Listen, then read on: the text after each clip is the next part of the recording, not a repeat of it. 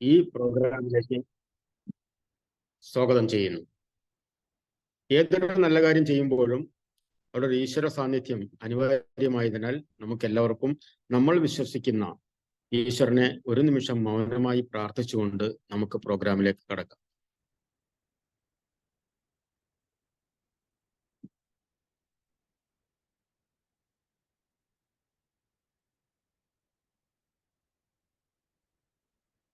Yes, ഒരിക്കൽ കൂടി ഈ പ്രോഗ്രാമിൽ കയറിയ എല്ലാവരെയും വളരെ സ്നേഹത്തോട് ഈ വേദിയിലേക്ക് സ്വാഗതം ചെയ്യുന്നു. എന്നെ ഞാനൊന്ന് പരിചയപ്പെടുത്താം. എൻ്റെ പേര് ശിവരാമൻ, സ്ഥലം ചേർത്തല താലൂക്കിൽ തൈക്കാട്ടുശ്ശേരി ഗ്രാമപഞ്ചായത്ത് പരിധി.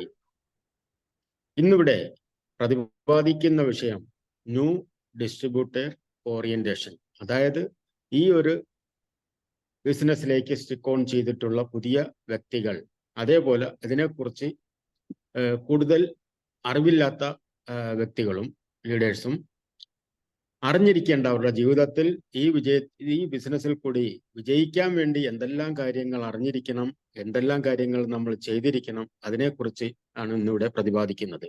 അപ്പോൾ ഒരു ദിവസം മുഴുവനും പറയേണ്ടതായ കാര്യങ്ങളാണ് ഇന്ന് ഇവിടെ ഈ പ്ലാറ്റ്ഫോമിൽ 1 മണിക്കൂർ കൊണ്ട് നമുക്ക് പറഞ്ഞു തരുന്നത്. അപ്പോൾ നമ്മളെല്ലാവരും ഒരു MD ക്ലാസ് ആറ്റിറ്റ്യൂഡ് കൂടി പറയുന്ന കാര്യങ്ങൾ കൃത്യമായി ശ്രവിച്ചുകൊണ്ട് ഇരുന്നാൽ നമുക്ക് ഈ ബിസിനസ്സിൽ കൂടി വളരെ വളരെ നേട്ടങ്ങൾ കൈവരിക്കാനാവും. അപ്പോൾ ഇന്നിവിടെ ആ ഒരു ആശയം നമുക്ക് പങ്കുവയ്ക്കുന്നത് തൃപ്പൂണിത്തുറയിൽ നിന്നും വളരെ ശക്തമായിട്ടുള്ള കസ്റ്റമർ ക്രിയേഷനിലൂടെ അദ്ദേഹത്തിന്റെ സ്വന്തമായ ഇഷ്ടമായ മെഴ്സിഡസ് ബെൻസ് അച്ചീവ് ചെയ്തുകൊണ്ട് കമ്പനിയുടെ അപ്കമിങ് അംബാസഡർ റാങ്കിൽ വർക്ക് ചെയ്യുന്ന നമ്മുടെ എല്ലാം പ്രിയങ്കരനായ മിസ്റ്റർ സുജിത് സാറാണ്.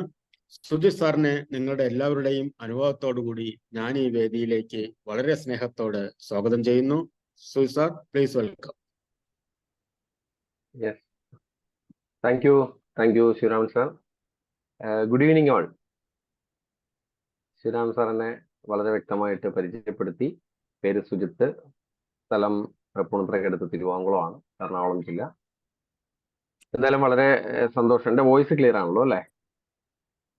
ആ സർ, ക്ലിയർ ആണ്. ഓക്കെ.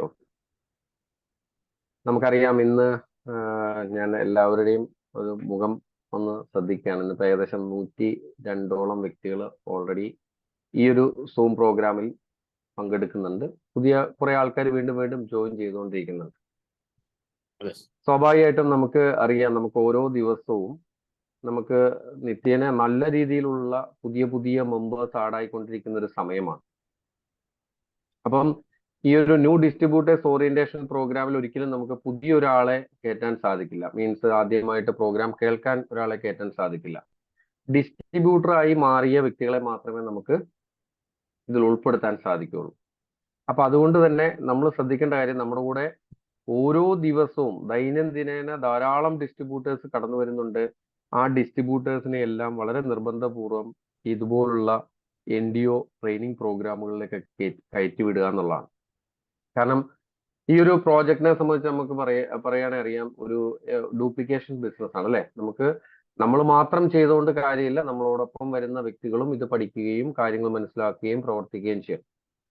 ഇപ്പൊ നിലവിൽ ഇന്ന് ഈ ഒരു നിങ്ങളുടെ വിലപ്പെട്ട സമയം ചെലവഴിച്ചെടുത്തിയ അല്ലെങ്കിൽ ഈ സമയം ചെലവഴിക്കുന്ന നിങ്ങൾക്ക് ഓരോരുത്തർക്കും ഞാൻ പ്രത്യേകം അഭിനന്ദനങ്ങൾ അർപ്പിക്കുകയാണ്.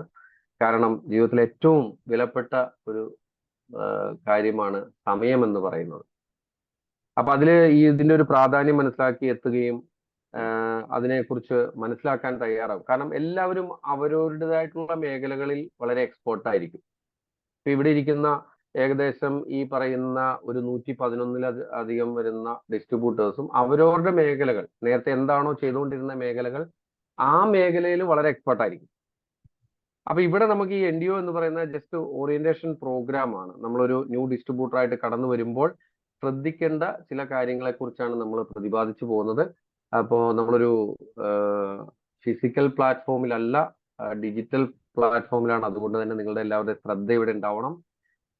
ഇഷ്ടപ്പെടുന്ന കാര്യങ്ങളിൽ ക്ലാപ്പ് ചെയ്യാം, തമ്പ് ചെയ്യാം, ഇങ്ങനെയുള്ള ഒരു ഇന്ററാക്ഷൻ ചെയ്ത് കഴിഞ്ഞാൽ വളരെ ഉപകാരമാണ്. കാരണം നമുക്ക് നിങ്ങളുടെ ഒരു ശ്രദ്ധ ഇവിടെ ഉണ്ട് എന്ന് നമുക്ക് മനസ്സിലാക്കാൻ സാധിക്കുക അതിലൂടെ മാത്രമായിരിക്കും. പരമാവധി ക്യാമറ ഓപ്പൺ ചെയ്ത് വെച്ചുകൊണ്ടിരിക്കുക.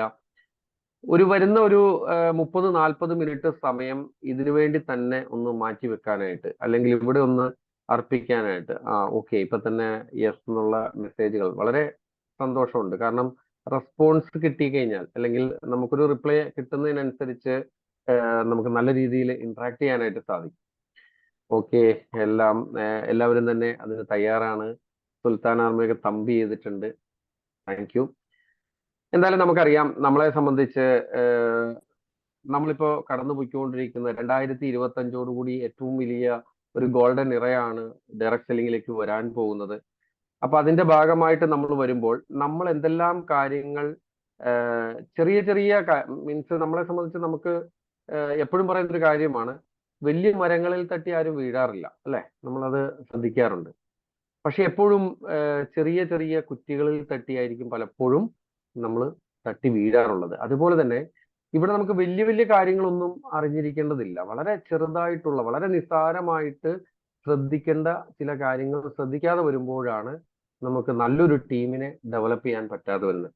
എന്തായാലും നിങ്ങളുടെ എല്ലാവരുടെ അനുവാദത്തോടെയും ഞാൻ സ്ക്രീൻ ഷെയറിംഗിലേക്ക് പോവുകയാണ്.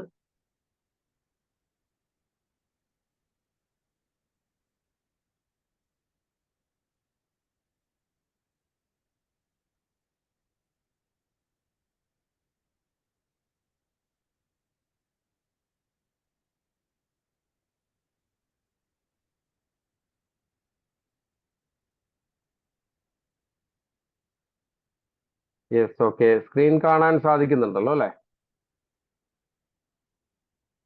റെസ്പോണ്ട് ചെയ്യണേ. Yes, okay. അപ്പൊ നിങ്ങളെ എല്ലാവരും ഒരിക്കൽ കൂടി welcome to the world of happiness, അല്ലെ? ഒരു സന്തോഷപ്രദമായ ഒരു ലോകത്തേക്ക് ക്ഷണിക്കുകയാണ്. അപ്പൊ സ്വാഭാവികമായിട്ട് നമുക്ക് റിയൽ ആയിട്ട് സന്തോഷമുണ്ടോ ഇല്ലയോ എന്ന് നമ്മളൊന്ന് ചെക്ക് ചെയ്യണം. ഇവിടെ നമുക്കത് നേടിയെടുക്കണമെങ്കിൽ, ഇവിടെ എന്തുകൊണ്ട് അത് നേടിയെടുക്കുന്നു എന്ന് പറയുന്നത് വേറെ ഒന്നും കൊണ്ടല്ല, നമുക്ക് ഏറ്റവും അത്യാവശ്യം വേണ്ടുന്ന ഒരു 3 ഘടകങ്ങൾ ഒന്നിച്ചു ചേർന്നെങ്കിൽ മാത്രമേ നമുക്ക് ആ ഒരു ഹാപ്പിനെസ്സിലേക്ക് എത്താൻ പറ്റുള്ളൂ. ഏറ്റവും ആദ്യം വേണ്ടത് സമാധാനമാണ്, അല്ലെ? നല്ലൊരു സമാധാനമായ ഒരു അന്തരീക്ഷം നമുക്ക് ക്രിയേറ്റ് ചെയ്യാൻ സാധിച്ചാലേ നമുക്കൊരു സന്തോഷപ്രദമായ ഒരു ജീവിതത്തിലേക്ക് പോകാൻ സാധിക്കുള്ളൂ. അതോടൊപ്പം തന്നെ ഏറ്റവും പ്രധാനപ്പെട്ട 2 വിഷയങ്ങളാണ് നമ്മുടെ ഹെൽത്തും വെൽത്തും. ഇത് രണ്ടിനെയും ആശ്രയിച്ചാണ് പലപ്പോഴും നമ്മൾ പല കാര്യങ്ങളും ഇരിക്കുന്നത്, അല്ലെ? നമ്മളെ സംബന്ധിച്ച് ഹെൽത്ത് മാത്രം ഉണ്ടായതുകൊണ്ട് കാര്യമില്ല, വെൽത്ത് മാത്രം ഉണ്ടായതുകൊണ്ട് ഇഷ്ടംപോലെ പണമുണ്ട്, പക്ഷെ ആരോഗ്യം ഇല്ലെങ്കിൽ, ആരോഗ്യവും സമാധാനവും ഇല്ലെങ്കിൽ കഴിഞ്ഞു. ഇതെല്ലാം 3 കാര്യങ്ങളും, ഈ 3 ഘടകങ്ങളും ഒന്നിനോടൊന്ന് ബന്ധപ്പെട്ടിരിക്കുന്ന കാര്യങ്ങളാണ്. അപ്പൊ നമുക്ക് ആ ഒരു 3 ഘടകങ്ങളും നമ്മുടെ ലൈഫിലേക്ക് എത്തിക്കാൻ പറ്റുന്ന രീതിയിലേക്കുള്ള ഒരു പ്രോജക്റ്റിലാണ് നമ്മൾ അറിഞ്ഞോ അറിയാതെ നമ്മൾ കടന്നു വന്നിട്ടുള്ളത്. അപ്പൊ നമ്മൾ ആ ഒരു പ്രോജക്റ്റിൽ നമ്മുടെ സമയം കുറച്ച് നമ്മൾ ചെലവഴിക്കാൻ പോവുകയാണ്. അപ്പൊ സ്വാഭാവികമായിട്ടും നമ്മൾ സെലക്ട് ചെയ്ത ആ ഒരു മേഖല നല്ലതാണോ, അവിടെ കുറച്ച് ഫാക്ടർ നമ്മൾ നോക്കിയാലേ പറ്റുള്ളൂ. അതായത് ഒരു ഫ്യൂച്ചറിസ്റ്റിക് ആയിട്ടുള്ള ഒരു ഇൻഡസ്ട്രിയിലേക്കാണോ നമ്മൾ കടന്നു വന്നിരിക്കുന്നത്, അല്ലെങ്കിൽ നമ്മളുടെ സമയം പാഴാണ്. നമ്മൾ കുറെ നാൾ ഇതിനു വേണ്ടി നമ്മൾ ശ്രമിക്കുകയും അതിന് ഫ്യൂച്ചർ ഇല്ലാത്തൊരു മേഖലയാണെങ്കിൽ നമ്മളുടെ സമയം വേസ്റ്റ് ആണ്. രണ്ടാമത്തെ കാര്യം എന്ന് പറയുന്നത്, ഓരോ ദിവസവും അതിന്റെ growth, day by day grow ചെയ്യാൻ സാധ്യതയുള്ള ഒരു ബിസിനസിന്റെ ഭാഗമായിട്ടാണോ നമ്മൾ നിൽക്കുന്നത്. അതുപോലെ തന്നെ മറ്റൊരു കാര്യം എന്ന് പറയുന്നത്, അടുത്ത ജനറേഷനുകളിൽ കൂടി അത് സാധ്യതയുള്ള ഒരു മേഖലയാണ്. ഇന്ന് നമ്മളെ സംബന്ധിച്ച് നമ്മൾ എല്ലാവരും അറിഞ്ഞോ അറിയാതെയോ എത്തിപ്പെട്ടിരിക്കുന്നത് ഈ 3 ഘടകങ്ങളും ഒന്നിച്ചു ചേർന്നിട്ടുള്ള ഒരു മേഖലയിലാണ്. അതുകൊണ്ട് തന്നെ ധൈര്യമായി നമ്മൾക്ക് ഇതിനുവേണ്ടി നമ്മളുടെ സമയം സ്പെൻഡ് ചെയ്യാനും ഇതിനെ ഒന്ന് മനസ്സിലാക്കാനും ഒന്ന് പ്രവർത്തിക്കാനും നമ്മൾ തയ്യാറായി കഴിഞ്ഞു കഴിഞ്ഞാൽ വളരെ വലിയ നേട്ടങ്ങളിലേക്ക് നമുക്ക് എത്താൻ സാധിക്കും. നല്ലൊരു തുറന്ന മനസ്സോടുകൂടി നമ്മൾ ഇതിനെ കേൾക്കാൻ തയ്യാറാവുക. അതിനുശേഷം നമ്മുടെ ഡൗട്ടുകളൊക്കെ ഉണ്ടെങ്കിൽ ഒരു പേപ്പറിൽ നമ്മളൊന്ന് ഒരു ഡയറിയിൽ നോട്ട് ചെയ്ത് വെക്കുക. അതിനുശേഷം നിങ്ങളുടെ സീനിയറുമായിട്ട് ഡിസ്കസ് ചെയ്യുക. ഇങ്ങനെയുള്ള കുറച്ച് കാര്യങ്ങൾക്ക് ഒരു ക്ലാരിറ്റി വേണം. അപ്പൊ കുറച്ചുകൂടി നമുക്ക് ഇതിൽ അഡ്വാൻസ്ഡ് ആകാനായിട്ട് സാധിക്കും. അപ്പൊ ഈ ഒരു 3 ഫാക്ടർ നമുക്കിവിടെ ക്ലിയർ ആണ്. ഇനി മറ്റൊരു കാര്യം എന്ന് പറയുന്നത് നമ്മുടെ നിലവിലുള്ള കുറച്ച് കാര്യങ്ങളെ കുറിച്ചാണ്. അതായത് ഫിനാൻഷ്യൽ റെവല്യൂഷൻ ഇൻ ഇന്ത്യയിലെ ഇപ്പോഴത്തെ നമ്മുടെ ഒരു സാഹചര്യം. ഇപ്പൊ നമുക്കൊരു 3 തട്ട് കാറ്റഗറിയിലുള്ള ആൾക്കാർ ഇവിടെ ഉണ്ട്. അതായത് ഒന്ന് ഏറ്റവും ലോ ക്ലാസ് വരുന്ന ആൾക്കാർ അല്ലെ, നമ്മൾ പറയും പാവപ്പെട്ട, തീരെ പാവപ്പെട്ട ഫാമിലിയിലെ എന്ന് പറയും. ഒരു മിഡിൽ കാറ്റഗറി ഉണ്ട്, ഒരു അപ്പർ കാറ്റഗറി ഉണ്ട്. വലിയ രീതിയിൽ ഫിനാൻഷ്യൽ ഫ്രീഡം എൻജോയ് ചെയ്യുന്ന വളരെ ചുരുക്കം ആൾക്കാരുണ്ട്. 5% അത് ശരിക്കും പറയാൻ പറ്റുള്ളൂ. ഒരു 10% വരെയൊക്കെ നമുക്കിപ്പോ നോക്കാം. പക്ഷേ നമ്മളെ സംബന്ധിച്ച് ഇപ്പോഴത്തെ അവസ്ഥയിൽ ഒരു ആവറേജിൽ നിൽക്കുന്ന, ഒരു മീഡിയം കാറ്റഗറി നിൽക്കുന്ന 70%-ഓളം ഉണ്ട്. 20% ലോവർ കാറ്റഗറിയിലാണ്. നമുക്കറിയാൻ സാധിക്കുന്ന ഒരു കാര്യം, ഇനി വിജയിച്ച രാജ്യങ്ങളെല്ലാം നമ്മൾ പരിശോധിക്കുമ്പോൾ കാണുന്ന ഒരു ഘടകം എന്ന് പറയുന്നത്, അവിടെയും ഇതുപോലെ 3 തട്ടുകൾ ഉണ്ടായിരുന്നു. പക്ഷേ വികസിച്ച് കഴിഞ്ഞപ്പോൾ 2 തട്ടേ ഉള്ളൂ. ഒരു അപ്പർ ക്ലാസും അതുപോലെ ഒരു ഹൈ ക്ലാസും ഒരു ഓർഡിനറി ക്ലാസും മാത്രം. അങ്ങനെ 2 തട്ടായി പോകും. അതായത് നമുക്ക് വേണമെങ്കിൽ ഓർഡിനറി ക്ലാസ്സിലേക്ക് പോകാം, അല്ലെങ്കിൽ നമുക്ക് വേണമെങ്കിൽ ഹൈ ക്ലാസ്സിലേക്ക് പോകാം. നമ്മളാണ് തീരുമാനം എടുക്കുന്നത്. ഇവിടെ അതിനുള്ള സൂചനകൾ ഇപ്പൊ കണ്ടു തുടങ്ങി. കാരണം നമ്മൾ നോക്കിയാൽ അറിയാൻ സാധിക്കും, ഉഡാൻ പ്രോജക്റ്റ് ഒക്കെ വന്നല്ലേ, ഓരോ ചെറിയ ചെറിയ എയർപോർട്ടുകളൊക്കെ ഓരോ സ്ഥലങ്ങളിൽ. മറ്റത് മെയിൻ എയർപോർട്ടുകൾ മാത്രമേ ഉണ്ടായിരുന്നുള്ളൂ. പക്ഷെ ഇപ്പോൾ ഓരോ സ്ഥലങ്ങളിലേക്കും പതുക്കെ പതുക്കെ എയർപോർട്ടുകൾ വന്നു തുടങ്ങുന്ന ഒരു സാഹചര്യത്തിലേക്കായി. അതുപോലെ തന്നെ വന്ദേ ഭാരത് പോലുള്ള ട്രെയിനുകൾ നമുക്കറിയാം വളരെ മനോഹരമായിട്ട് 70 രൂപയ്ക്ക് യാത്ര ചെയ്തുകൊണ്ടിരുന്ന സ്ഥലങ്ങളിലൊക്കെ നമ്മളിപ്പോൾ 700 രൂപയ്ക്ക് യാത്ര ചെയ്യാൻ നമ്മൾ തയ്യാറാണ്. കാരണം അതിലെ ടിക്കറ്റാണ് ഏറ്റവും അധികം ഫില്ലാവുന്നത്. നമ്മൾ ശ്രദ്ധിച്ചാൽ അറിയാൻ സാധിക്കും. കാരണം ആൾക്കാർ അത്രയും കംഫർട്ടും അത്രയും ഇതിലേക്ക് പതുക്കെ പതുക്കെ ചേക്കേറി തുടങ്ങിയിട്ടുണ്ട്. അതുപോലെ എക്സ്പ്രസ് വേകൾ ഇനിയും വന്നുകൊണ്ടിരിക്കുന്നു. നമുക്ക് നോക്കിയാൽ അറിയാൻ സാധിക്കുമോ അതിന്റെയൊക്കെ ഒരു വരവോട് കൂടിയിട്ട്, അല്ലെങ്കിൽ അതൊക്കെ ഒരു രാജ്യം വികസിക്കുന്നതിന്റെ ഭാഗമായിട്ട് കാണുന്ന കാര്യങ്ങളാണ്. അതുപോലെ തന്നെ എഡ്യൂക്കേഷന്റെ ലെവലിൽ നമ്മൾ നോക്കിയറിയാൻ പറ്റും. ഇപ്പൊ എഡ്യൂക്കേഷന് വേണ്ടിയാണ് ഏറ്റവും കൂടുതൽ നമ്മൾ എക്സ്പെൻസ് ചെയ്യുന്നത്. മൾട്ടി സ്പെഷ്യാലിറ്റി ഹോസ്പിറ്റലുകൾ. ഇപ്പൊ ഞാനുള്ളത് എറണാകുളമാണ്. എറണാകുളത്ത് മൾട്ടി സ്പെഷ്യാലിറ്റി ഹോസ്പിറ്റൽ മുട്ടിയിട്ട് നടക്കാൻ പറ്റാത്ത അവസ്ഥയാണ്. അത്രയധികം ഹോസ്പിറ്റലുകൾ വന്നുകൊണ്ടിരിക്കുകയാണ്. അതുപോലെ തന്നെ നമ്മൾ ടൂർ പ്ലാൻ ചെയ്യുന്നത് നമുക്കറിയാൻ സാധിക്കും. പണ്ടൊക്കെ നമ്മൾ ടൂർ പ്ലാൻ ചെയ്യുന്നത് നമ്മൾ എന്താ പറയാ, നമ്മളുടെ തൊട്ടടുത്തുള്ള സ്ഥലങ്ങളൊക്കെയാണ് അല്ലെ, ഊട്ടി കൊടൈക്കനാലൊക്കെ ആണെങ്കിൽ ഇന്നിപ്പോ പലരും ഇന്റർനാഷണൽ ടൂറുകളെ കുറിച്ചാണ്, തായ്ലൻഡും ദുബായും ഒക്കെയാണ് പ്ലാൻ ചെയ്തുകൊണ്ടിരിക്കുന്നത്. അപ്പൊ ഇതൊക്കെ സൂചനകൾ മാത്രമാണ്. അപ്പൊ ഈ ഒരു സൂചന നമുക്കറിയാൻ സാധിക്കും അടുത്ത സ്റ്റെപ്പ് എങ്ങോട്ടാണ് പോകുന്നത് എന്നുള്ളത് നമുക്ക് മനസ്സിലാക്കി തരുന്ന ചില സൂചനകളാണ്. ഇതൊക്കെ കേൾക്കുമ്പോൾ ഒന്ന് ചിന്തിക്കട്ടോ, നമ്മളുടെ മനസ്സിൽ അതിനെ ഒന്ന് എടുക്കുക. കാരണം ഇതൊക്കെ നടന്നുകൊണ്ടിരിക്കുന്ന സാഹചര്യങ്ങളല്ലേ. അതുപോലെ തന്നെ അതില് നമ്മളൊന്ന് ശ്രദ്ധ കൊടുത്താൽ തന്നെ നമുക്ക് അറിയാൻ സാധിക്കും എന്താണ് ഇപ്പോഴത്തെ മാറ്റങ്ങൾ, എങ്ങോട്ടാണ് പോകുന്നത്. ഇതൊക്കെ ചിലപ്പോൾ ഒരുപക്ഷെ നമുക്ക് അറിയാവുന്ന കാര്യങ്ങളായിരിക്കും, പക്ഷെ നമ്മൾ ശ്രദ്ധിക്കാറില്ല. നമ്മളുടെ ഈ ജീവിതപ്പാച്ചിലിനിടയിൽ ഇതൊന്നും നോക്കാനോ ശ്രദ്ധിക്കാനോ ചിന്തിക്കാനോ ഉള്ള സമയം ചിലപ്പോൾ നമ്മൾ മെനക്കെടാറില്ല. അപ്പൊ ഇവിടെ നമ്മളെ സംബന്ധിച്ച് ഓരോ വർഷം നമ്മൾ ഒരു 20 വർഷം കഴിയുന്തോറും നമ്മൾ നോക്കുമ്പോൾ നമുക്ക് നമ്മുടെ എക്സ്പെൻസിന് ഓരോ 0 ആഡ് ചെയ്തുകൊണ്ടേയിരിക്കുന്ന ഒരു സാഹചര്യമാണ്. അതാണ് ഇപ്പൊ കണ്ടുവരുന്നത്. അതായത് നമ്മൾ ഓരോ 20 വർഷം കഴിയുമ്പോഴും നമ്മുടെ എക്സ്പെൻസിന്റെ ആ തോത് നമ്മൾ നോക്കിയാൽ നമുക്ക് അറിയാൻ സാധിക്കും. ഇനി നമുക്ക് നമ്മുടെ ഇവിടുത്തെ ഒരു ഹിസ്റ്ററിയെ കുറിച്ച് നോക്കാം. 1940-60 കാലഘട്ടത്തിലെ ഒരു ഇൻഡസ്ട്രിയൽ റെവല്യൂഷൻ നടന്നിരുന്ന കാലമാണ്. അഗ്രികൾച്ചർ റെവല്യൂഷൻ നടന്നിരുന്ന കാലഘട്ടമാണ്.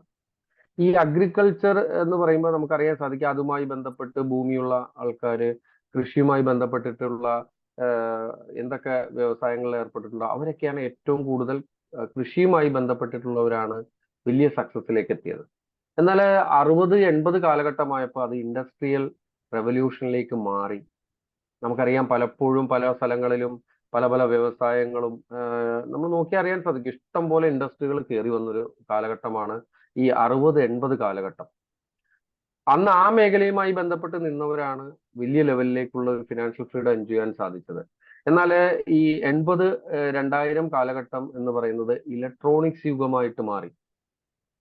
ഇലക്ട്രോണിക്സുമായി ബന്ധപ്പെട്ടിട്ടുള്ള മേഖലകളിലാണ് ഏറ്റവും അധികം ഉയർച്ച കാണിച്ചതെങ്കിൽ 2000-2020 കാലഘട്ടം എത്തിയപ്പോൾ അത് IT മേഖലയിലേക്ക് മാറി. ഇൻഫർമേഷൻ ടെക്നോളജിയിലേക്കാണ്. നമുക്കറിയാൻ സാധിക്കും ഇൻഫർമേഷൻ ടെക്നോളജിയുടെ കടന്നു വരവോട് കൂടിയിട്ട് ഭയങ്കര വലിയ ചേഞ്ചസ് ആണ് ഉണ്ടാക്കാൻ സാധിച്ചത്. എന്നാൽ ഇനി ഈ അടുത്ത ഒരു കാലഘട്ടം എന്ന് പറയുന്നത് ശരിക്കും നമുക്ക് വെൽനസ്സുമായി ബന്ധപ്പെട്ടുകൊണ്ട് ഡിജിറ്റലൈസേഷനും ഫിനാൻസസ് അങ്ങനെയുള്ള കാര്യങ്ങളുമായി ബന്ധപ്പെട്ടിട്ടാണ് നിൽക്കുന്നത്. അതിൽ ഏറ്റവും കൂടുതൽ 2025 തന്നെ അതിന്റെ ഒരു ഗോൾഡൻ ഇറയായിട്ട് മാറുകയാണ്. ഡയറക്ട് സെല്ലിംഗ് എന്ന് പറയുന്ന ഒരു പ്ലാറ്റ്ഫോമാണ് ഇനി തിളങ്ങി നിൽക്കാൻ പോകുന്നത് എന്നുള്ളതാണ് സൂചനകൾ കാണിക്കുന്നത്. നമ്മൾ ഇന്ന് അറിഞ്ഞോ അറിയാതെയോ ആ ഒരു മേഖലയിലാണ് നിൽക്കുന്നത്.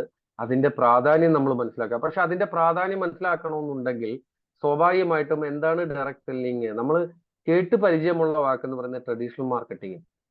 നമുക്കതാണ് ഏറ്റവും കൂടുതൽ പരിചയം, അല്ലെ? ട്രഡീഷണലി ഉള്ള കാര്യങ്ങൾ. നമുക്കിപ്പോൾ എന്തെങ്കിലും ഒരു ഉൽപ്പന്നം വേണമെങ്കിൽ തൊട്ടടുത്ത ഷോപ്പിൽ പോകുന്നു, നമ്മൾ പൈസ കൊടുക്കുന്നു, വാങ്ങുന്നു, പോരുന്നു. നമ്മൾ ചിന്തിക്കാൻ മെനക്കെടാത്ത ഒരു കാര്യമുണ്ട്. ഈ ഉൽപ്പന്നം എവിടെ ഉൽപ്പാദിപ്പിച്ചു, ആ ഉൽപ്പന്നം എങ്ങനെ ഇവിടെ എത്തി, അത് എന്താണ് അതിന്റെ കോസ്റ്റ് വരുന്നത്. യെസ്, രവിചന്ദ്രനൊക്കെ നല്ല രീതിയിലുള്ള റെസ്പോൺസ്. തീർച്ചയായിട്ടും അത് നമ്മൾ ചിന്തിക്കാത്തൊരു കാര്യമാണ്. അവിടെ നമ്മൾ മനസ്സിലാക്കേണ്ട ഒരു എക്സാമ്പിൾ, നമ്മളൊരു 100 രൂപ മുടക്കി ഒരു ലെക്സിന് ചിലപ്പോൾ അതായിരിക്കില്ല വില, എന്നാലും ഞാൻ ഒരു എക്സാമ്പിൾ പറയുന്നതാണ്. 100 രൂപ മുടക്കി നമ്മൾ തൊട്ടടുത്ത ഷോപ്പിൽ നിന്ന് ഒരു സോപ്പ് നമ്മൾ വാങ്ങുന്നു. സത്യത്തിൽ അത് ഉൽപ്പാദിപ്പിച്ച് ഇന്ത്യയിൽ തന്നെ ഒരു മാനുഫാക്ചർ, ലെക്സിന്റെ മാനുഫാക്ചർ ഉൽപ്പാദിപ്പിച്ചു. ആ മാനുഫാക്ചർ പ്രോഫിറ്റ് കോസ്റ്റും എല്ലാം കൂടി ഒരു 40% കോസ്റ്റ് വരുന്നതെങ്കിൽ അവിടെ നിന്ന് അതൊരു നാഷണൽ ഡിസ്ട്രിബ്യൂട്ടറിലേക്ക്, C&F agent, national distributor, state based distributor, district based distributor, wholesale dealer, retailer എന്നിങ്ങനെ ഒരു 5 or 6 ഇടനിലക്കാർ കൈമറിഞ്ഞാണ് നമ്മൾ വാങ്ങുന്ന ആ ഷോപ്പിലേക്ക് എത്തുന്നത്. അവിടെയും ഒരു 40% അതിലേക്ക് മാറ്റിവെക്കപ്പെടുന്നുണ്ട്. കാരണം അവരെല്ലാവരും തന്നെ ഒരു ഭീമമായ തുക, നല്ല ബ്രാൻഡിന്റെ ഡീലർഷിപ്പ് കിട്ടണമെങ്കിൽ നല്ല ഡെപ്പോസിറ്റും നല്ല ഇൻവെസ്റ്റ്മെന്റും ആവശ്യമാണ്. അപ്പൊ അതുകൊണ്ട് തന്നെ ന്യായമായ ഒരു പ്രോഫിറ്റ് അവർ പ്രതീക്ഷിക്കുന്നുണ്ട്. ആ പ്രോഫിറ്റ് കൊടുക്കണമെങ്കിൽ ഒരു 40% അതിനുവേണ്ടി മാറ്റിവെക്കേണ്ടി വരുന്നുണ്ട്. പിന്നീടുള്ള ഒരു 20% എന്ന് പറയുന്നത് ഈ ബ്രാൻഡ് നെയിം നമ്മളെ പഠിപ്പിക്കുന്നത് അഡ്വർടൈസ്മെന്റ് എന്ന് പറയുന്നത് ഏറ്റവും ചിലവേറിയ ഒരു മാർഗത്തിലൂടെയാണ്. ഇപ്പൊ ലെക്സ് എന്ന് പറയുന്ന സോപ്പ്, നമ്മൾ ആ പേര് നമ്മളെ പഠിപ്പിച്ചത് ഐശ്വര്യ റായി ആണ്, അല്ലെ? ഈ പറയുന്ന അഡ്വർടൈസ്മെന്റിൽ വന്ന്, അതേപോലെ തന്നെ ഓരോരോ താരമൂല്യമുള്ള വ്യക്തികളായിരിക്കും അതിൻ്റെ അകത്ത്. സെലിബ്രിറ്റീസ്, ക്രിക്കറ്റ് താരങ്ങള്, ബൂസ്റ്റിന്റെ ഒക്കെ പരസ്യം എനിക്ക് തോന്നുന്നത് എന്റെ അറിവ് തൊട്ട് കപിൽ ദേവാണ് ആദ്യം അതിലേക്ക് കൊണ്ടുവന്നത്. അതിനുശേഷം അടുത്തടുത്ത് വന്ന് നമുക്കറിയാം ഇപ്പൊ സേവാഗ് വരെ എത്തി നിൽക്കുന്ന ഒരു അവസ്ഥയാണ്, അല്ലെ? അപ്പോ ഇവരെല്ലാം നല്ല രീതിയിലുള്ള ആ ഒരു അഡ്വർടൈസ്മെന്റിന് വേണ്ടി നിൽക്കണമെന്നുണ്ടെങ്കിൽ നല്ല രീതിയിലുള്ള ഒരു കോസ്റ്റ് അവർക്ക് കൊടുത്തേ പറ്റൂ, നല്ലൊരു റെമ്യൂണറേഷൻ കൊടുത്തേ മതിയാവും. ഇതെല്ലാം ശരിക്കും MRP എന്നുള്ള ഓമനപ്പേരിൽ നമ്മളെപ്പോലുള്ള സാധാരണക്കാരിൽ നിന്ന് തന്നെയാണ് വാങ്ങുന്നത്. അപ്പോൾ ഒരു 40 രൂപ മാനുഫാക്ചർ ചെയ്യുന്ന ഒരു ഉൽപ്പന്നം മാർക്കറ്റിലേക്ക് എത്തുമ്പോൾ അത് 100 രൂപയാവും. കാരണം ഇടനിലക്കാർക്ക് ഒരു 60% പോകുന്നു, 40% പോകുന്നു, 20% അഡ്വർടൈസ്മെന്റ് കോസ്റ്റിലേക്ക് പോകുന്നു. എന്നാൽ ഡയറക്ട് സെല്ലിംഗിലും ഇത് തന്നെ നമ്മളൊന്ന് ശ്രദ്ധിച്ചറിയാൻ സാധിക്കും. മാനുഫാക്ചർ ഉണ്ട്, 40% തന്നെ വരുന്നുണ്ട്. പക്ഷെ ഈ ഇടനിലക്കാരെന്ന് പറയുന്ന ആ 40%, അഡ്വർടൈസ്മെന്റ് എന്ന് പറയുന്ന 20% പോകുന്നത് ഇവിടെ കസ്റ്റമർ ആയിട്ട് വരുന്ന നമ്മളെ പോലുള്ള സാധാരണക്കാർ തന്നെ ഡിസ്ട്രിബ്യൂട്ടർ ആകുന്നു. ഈ പറഞ്ഞ 6 or 7 റോളുകൾ നമ്മൾ മാറി മാറി അതിലേക്ക് എത്തുന്നു. അപ്പൊ ആ പ്രോഫിറ്റ് നമ്മളിലേക്ക് തന്നെ, സാധാരണക്കാരിലേക്ക് തന്നെ. ഇവിടുത്തെ ബ്രാൻഡ് അംബാസഡർ എന്ന് പറയുന്നത് നമ്മൾ ഓരോരുത്തരുമാണ്. നമ്മൾ വളരെ ക്രെഡിബിൾ ആയിട്ട് പറയേണ്ട ഒരു കാര്യമാണ്, അല്ലെ? ഒരു സെലിബ്രിറ്റിക്ക് മാത്രം ചെയ്യാൻ പറ്റുന്ന ഒരു കാര്യം നമ്മളിവിടെ അറിഞ്ഞോ അറിയാതെയോ നമ്മളൊരു ബ്രാൻഡ് അംബാസഡർ ആയിട്ട് മാറുകയാണ്. അപ്പൊ ഇവിടെ ആ ഒരു പ്രോഫിറ്റ് ആ ഇടനിലക്കാർക്കും പരസ്യക്കാർക്കും പോകുന്ന ആ ഒരു എമൗണ്ട് നമ്മളെ പോലുള്ള സാധാരണക്കാരിലേക്ക് തന്നെ റീഡിസ്ട്രിബ്യൂട്ട് ചെയ്യുന്ന ഒരു മനോഹരമായ ഒരു ബിസിനസ് അവസരമാണ് ഈ പറയുന്ന ഡയറക്ട് സെല്ലിംഗ് എന്ന് പറയുന്നത്. ഒരു ബിസിനസ് ആശയമാണ്. അപ്പൊ നമ്മളെ സംബന്ധിച്ച് നമ്മൾ ഇത് തമ്മിലുള്ള ഡിഫറൻസ്, കാരണം പലർക്കും പല വിദ്യാധാരണകളൊക്കെ ഉണ്ടാവും. ചിലപ്പോൾ നിങ്ങൾ ഫീൽഡിലേക്ക് ചെല്ലുന്ന സമയത്ത് ചില ആൾക്കാർ പറയും സാധനത്തിന് വില കൂട്ടിയിട്ടല്ലേ ഞങ്ങൾക്ക് പൈസ തരുന്നത്. ഇങ്ങനെയൊക്കെയുള്ള ചില തെറ്റായ ധാരണകൾ പലരുടെ മനസ്സിലുണ്ട്. നിങ്ങൾക്ക് ആ സമയത്ത് ഈ ഡിഫറൻസ് പറഞ്ഞു കൊടുക്കാൻ പറ്റണം. സാധാരണ ട്രഡീഷണൽ മാർക്കറ്റിംഗിൽ ഇടനിലക്കാർക്കും പരസ്യക്കാർക്കും പോകുന്ന ആ ഒരു ഭീമമായ എമൗണ്ട് ഞങ്ങളിലേക്ക് റീഡിസ്ട്രിബ്യൂട്ട് ചെയ്യുന്ന ഒരു സംവിധാനമാണ് ഞങ്ങൾ ചെയ്യുന്നത്. ഞങ്ങളാണ് ഇതിന്റെ ബ്രാൻഡ് അംബാസഡർ. കാരണം നമ്മുടെ വേർഡ് ഓഫ് ദ മൗത്ത് അഡ്വക്കസിയാണ് ഇവിടുത്തെ പരസ്യം. അപ്പൊ നമുക്കൊരു സംശയം തോന്നും, നമ്മൾ പരസ്യം ചെയ്താൽ ആരെങ്കിലും വാങ്ങുമോ? ഞാൻ ഒരു എക്സാമ്പിൾ വെച്ച് പ്രൂവ് ചെയ്യാം. എല്ലാ സിനിമയ്ക്കും ഇന്ന് അതിന്റെ നിർമ്മാതാക്കളും അതിന്റെ ക്രൂസ് എന്ത് ചെയ്യുന്നുണ്ട്, പരസ്യം കൊടുക്കുന്നുണ്ട്. പക്ഷെ ചില സിനിമ വിജയിക്കുന്നു, ചില സിനിമ പരാജയപ്പെടുന്നു. അതിനെ ആശ്രയിച്ചിരിക്കുന്ന ഒരു പ്രധാന ഘടകം എന്ന് പറയുന്നത് കണ്ടിറങ്ങുന്ന വ്യക്തിയുടെ വാമൊഴിയാലുള്ള പരസ്യത്തിനെ ആശ്രയിച്ചാണ് ഒരു സിനിമയുടെ വിജയം. നിങ്ങൾ തന്നെ ഒന്ന് ആലോചിച്ച് നോക്കുക. നിങ്ങൾ കാണാൻ ആഗ്രഹിച്ച ഒരു പരസ്യം കൊണ്ട് അല്ലെങ്കിൽ ട്രെയിലറൊക്കെ കണ്ടു, ഇഷ്ടപ്പെട്ടു, ആ പടം കാണണമെന്ന് വിചാരിച്ചിരിക്കുന്ന സമയത്ത് നിങ്ങളുടെ ഏറ്റവും അടുത്ത വേണ്ടപ്പെട്ട ഒരു സുഹൃത്ത് വന്നിട്ട് പറയാണ് ആ പടം കൊള്ളില്ല എന്ന് പറഞ്ഞാൽ നിങ്ങൾ പിന്നെ കാണില്ല.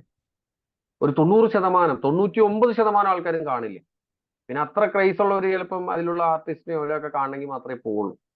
ആരാണ് സൂപ്പർ സ്റ്റാർ ഒക്കെ ഉണ്ടെങ്കിൽ ചിലപ്പോൾ പോകും. അപ്പൊ ഞാൻ പറഞ്ഞു വന്നത്, അഡ്വർടൈസ്മെന്റ് ഇന്ന് താരമൂല്യമുള്ള വ്യക്തികളുടെ അഡ്വർടൈസ്മെന്റിനേക്കാളും പവർ ഉള്ളതാണ് നമ്മളുടെ word of the mouth advocacy. അതാണ് നമ്മൾ ഇവിടെ ഉപയോഗിക്കുന്നത്.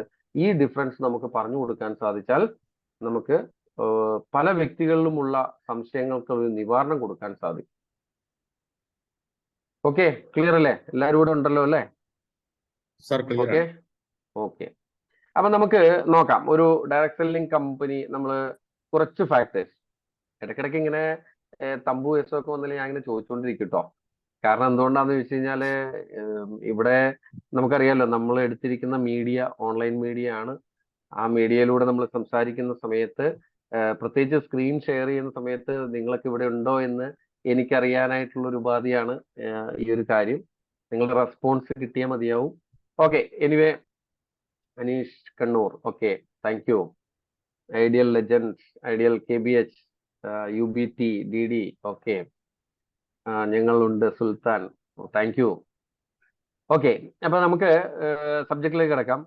ഡയറക്ട് സെല്ലിംഗിൽ നമ്മൾ ശ്രദ്ധിക്കേണ്ട ചില കാര്യങ്ങൾ എന്തൊക്കെയാണ്? നമ്മളൊരു കമ്പനി നമ്മൾ സെലക്ട് ചെയ്യുന്ന സമയത്ത് ആ സ്കോപ്പ് ഓഫ് ഇൻഡസ്ട്രി, നമ്മൾ ആ ഇൻഡസ്ട്രിയുടെ സാധ്യത അല്ലെ, എന്താണ് അതിന്റെ സാധ്യത, അതിന്റെ കമ്പനിയുടെ പ്രൊഫൈൽ, നല്ല കമ്പനി അല്ലെങ്കിൽ കാര്യമില്ല.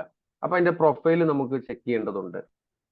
എത്ര വർഷമായിട്ട് ആ കമ്പനി നിലനിൽക്കുന്നു, അതിന്റെ കാര്യങ്ങൾ എല്ലാം. ലീഗാലിറ്റി ഒക്കെ വളരെ പ്രധാനപ്പെട്ട ഒരു കാര്യമാണ്.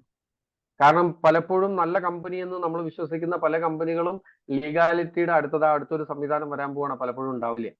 പല കമ്പനികളും മാറ്റി നിൽക്കുന്നത് ഇപ്പൊ തന്നെ ലിസ്റ്റിൽ അതിനെ കുറിച്ചൊക്കെ നമ്മൾ പ്രതിപാദിക്കുന്നുണ്ട്. എന്നാലും ഞാനൊന്ന് സൂചിപ്പിച്ചു എന്ന് മാത്രം. അതുപോലെ തന്നെ സ്പെഷ്യാലിറ്റി ഓഫ് പ്രോഡക്റ്റ്. ആ പ്രോഡക്റ്റ് നമുക്ക് ഒരു യൂണിക് പ്രോഡക്റ്റ് ആണോ, ഒരു മോണോപ്പൊളി പ്രോഡക്റ്റ് ആണോ നമ്മൾ ഡീൽ ചെയ്യുന്നത്? നമുക്ക് നോക്കി അറിയാൻ സാധിക്കും. നമ്മളെ സംബന്ധിച്ച് നമ്മളുടെ DMix ഒരിക്കലും വേറെ ഒരിടത്തുനിന്ന് കിട്ടില്ല. നമ്മളുടെ തൈറോയിഡിന്റെ TG മിക്സ് വേറൊരു സ്ഥലത്തൊന്നും കിട്ടില്ല. അപ്പോൾ അതുപോലുള്ള സ്പെഷ്യാലിറ്റി ഓഫ് പ്രൊഡക്റ്റ്, അതിന് റിസൾട്ട് ഉണ്ടോ?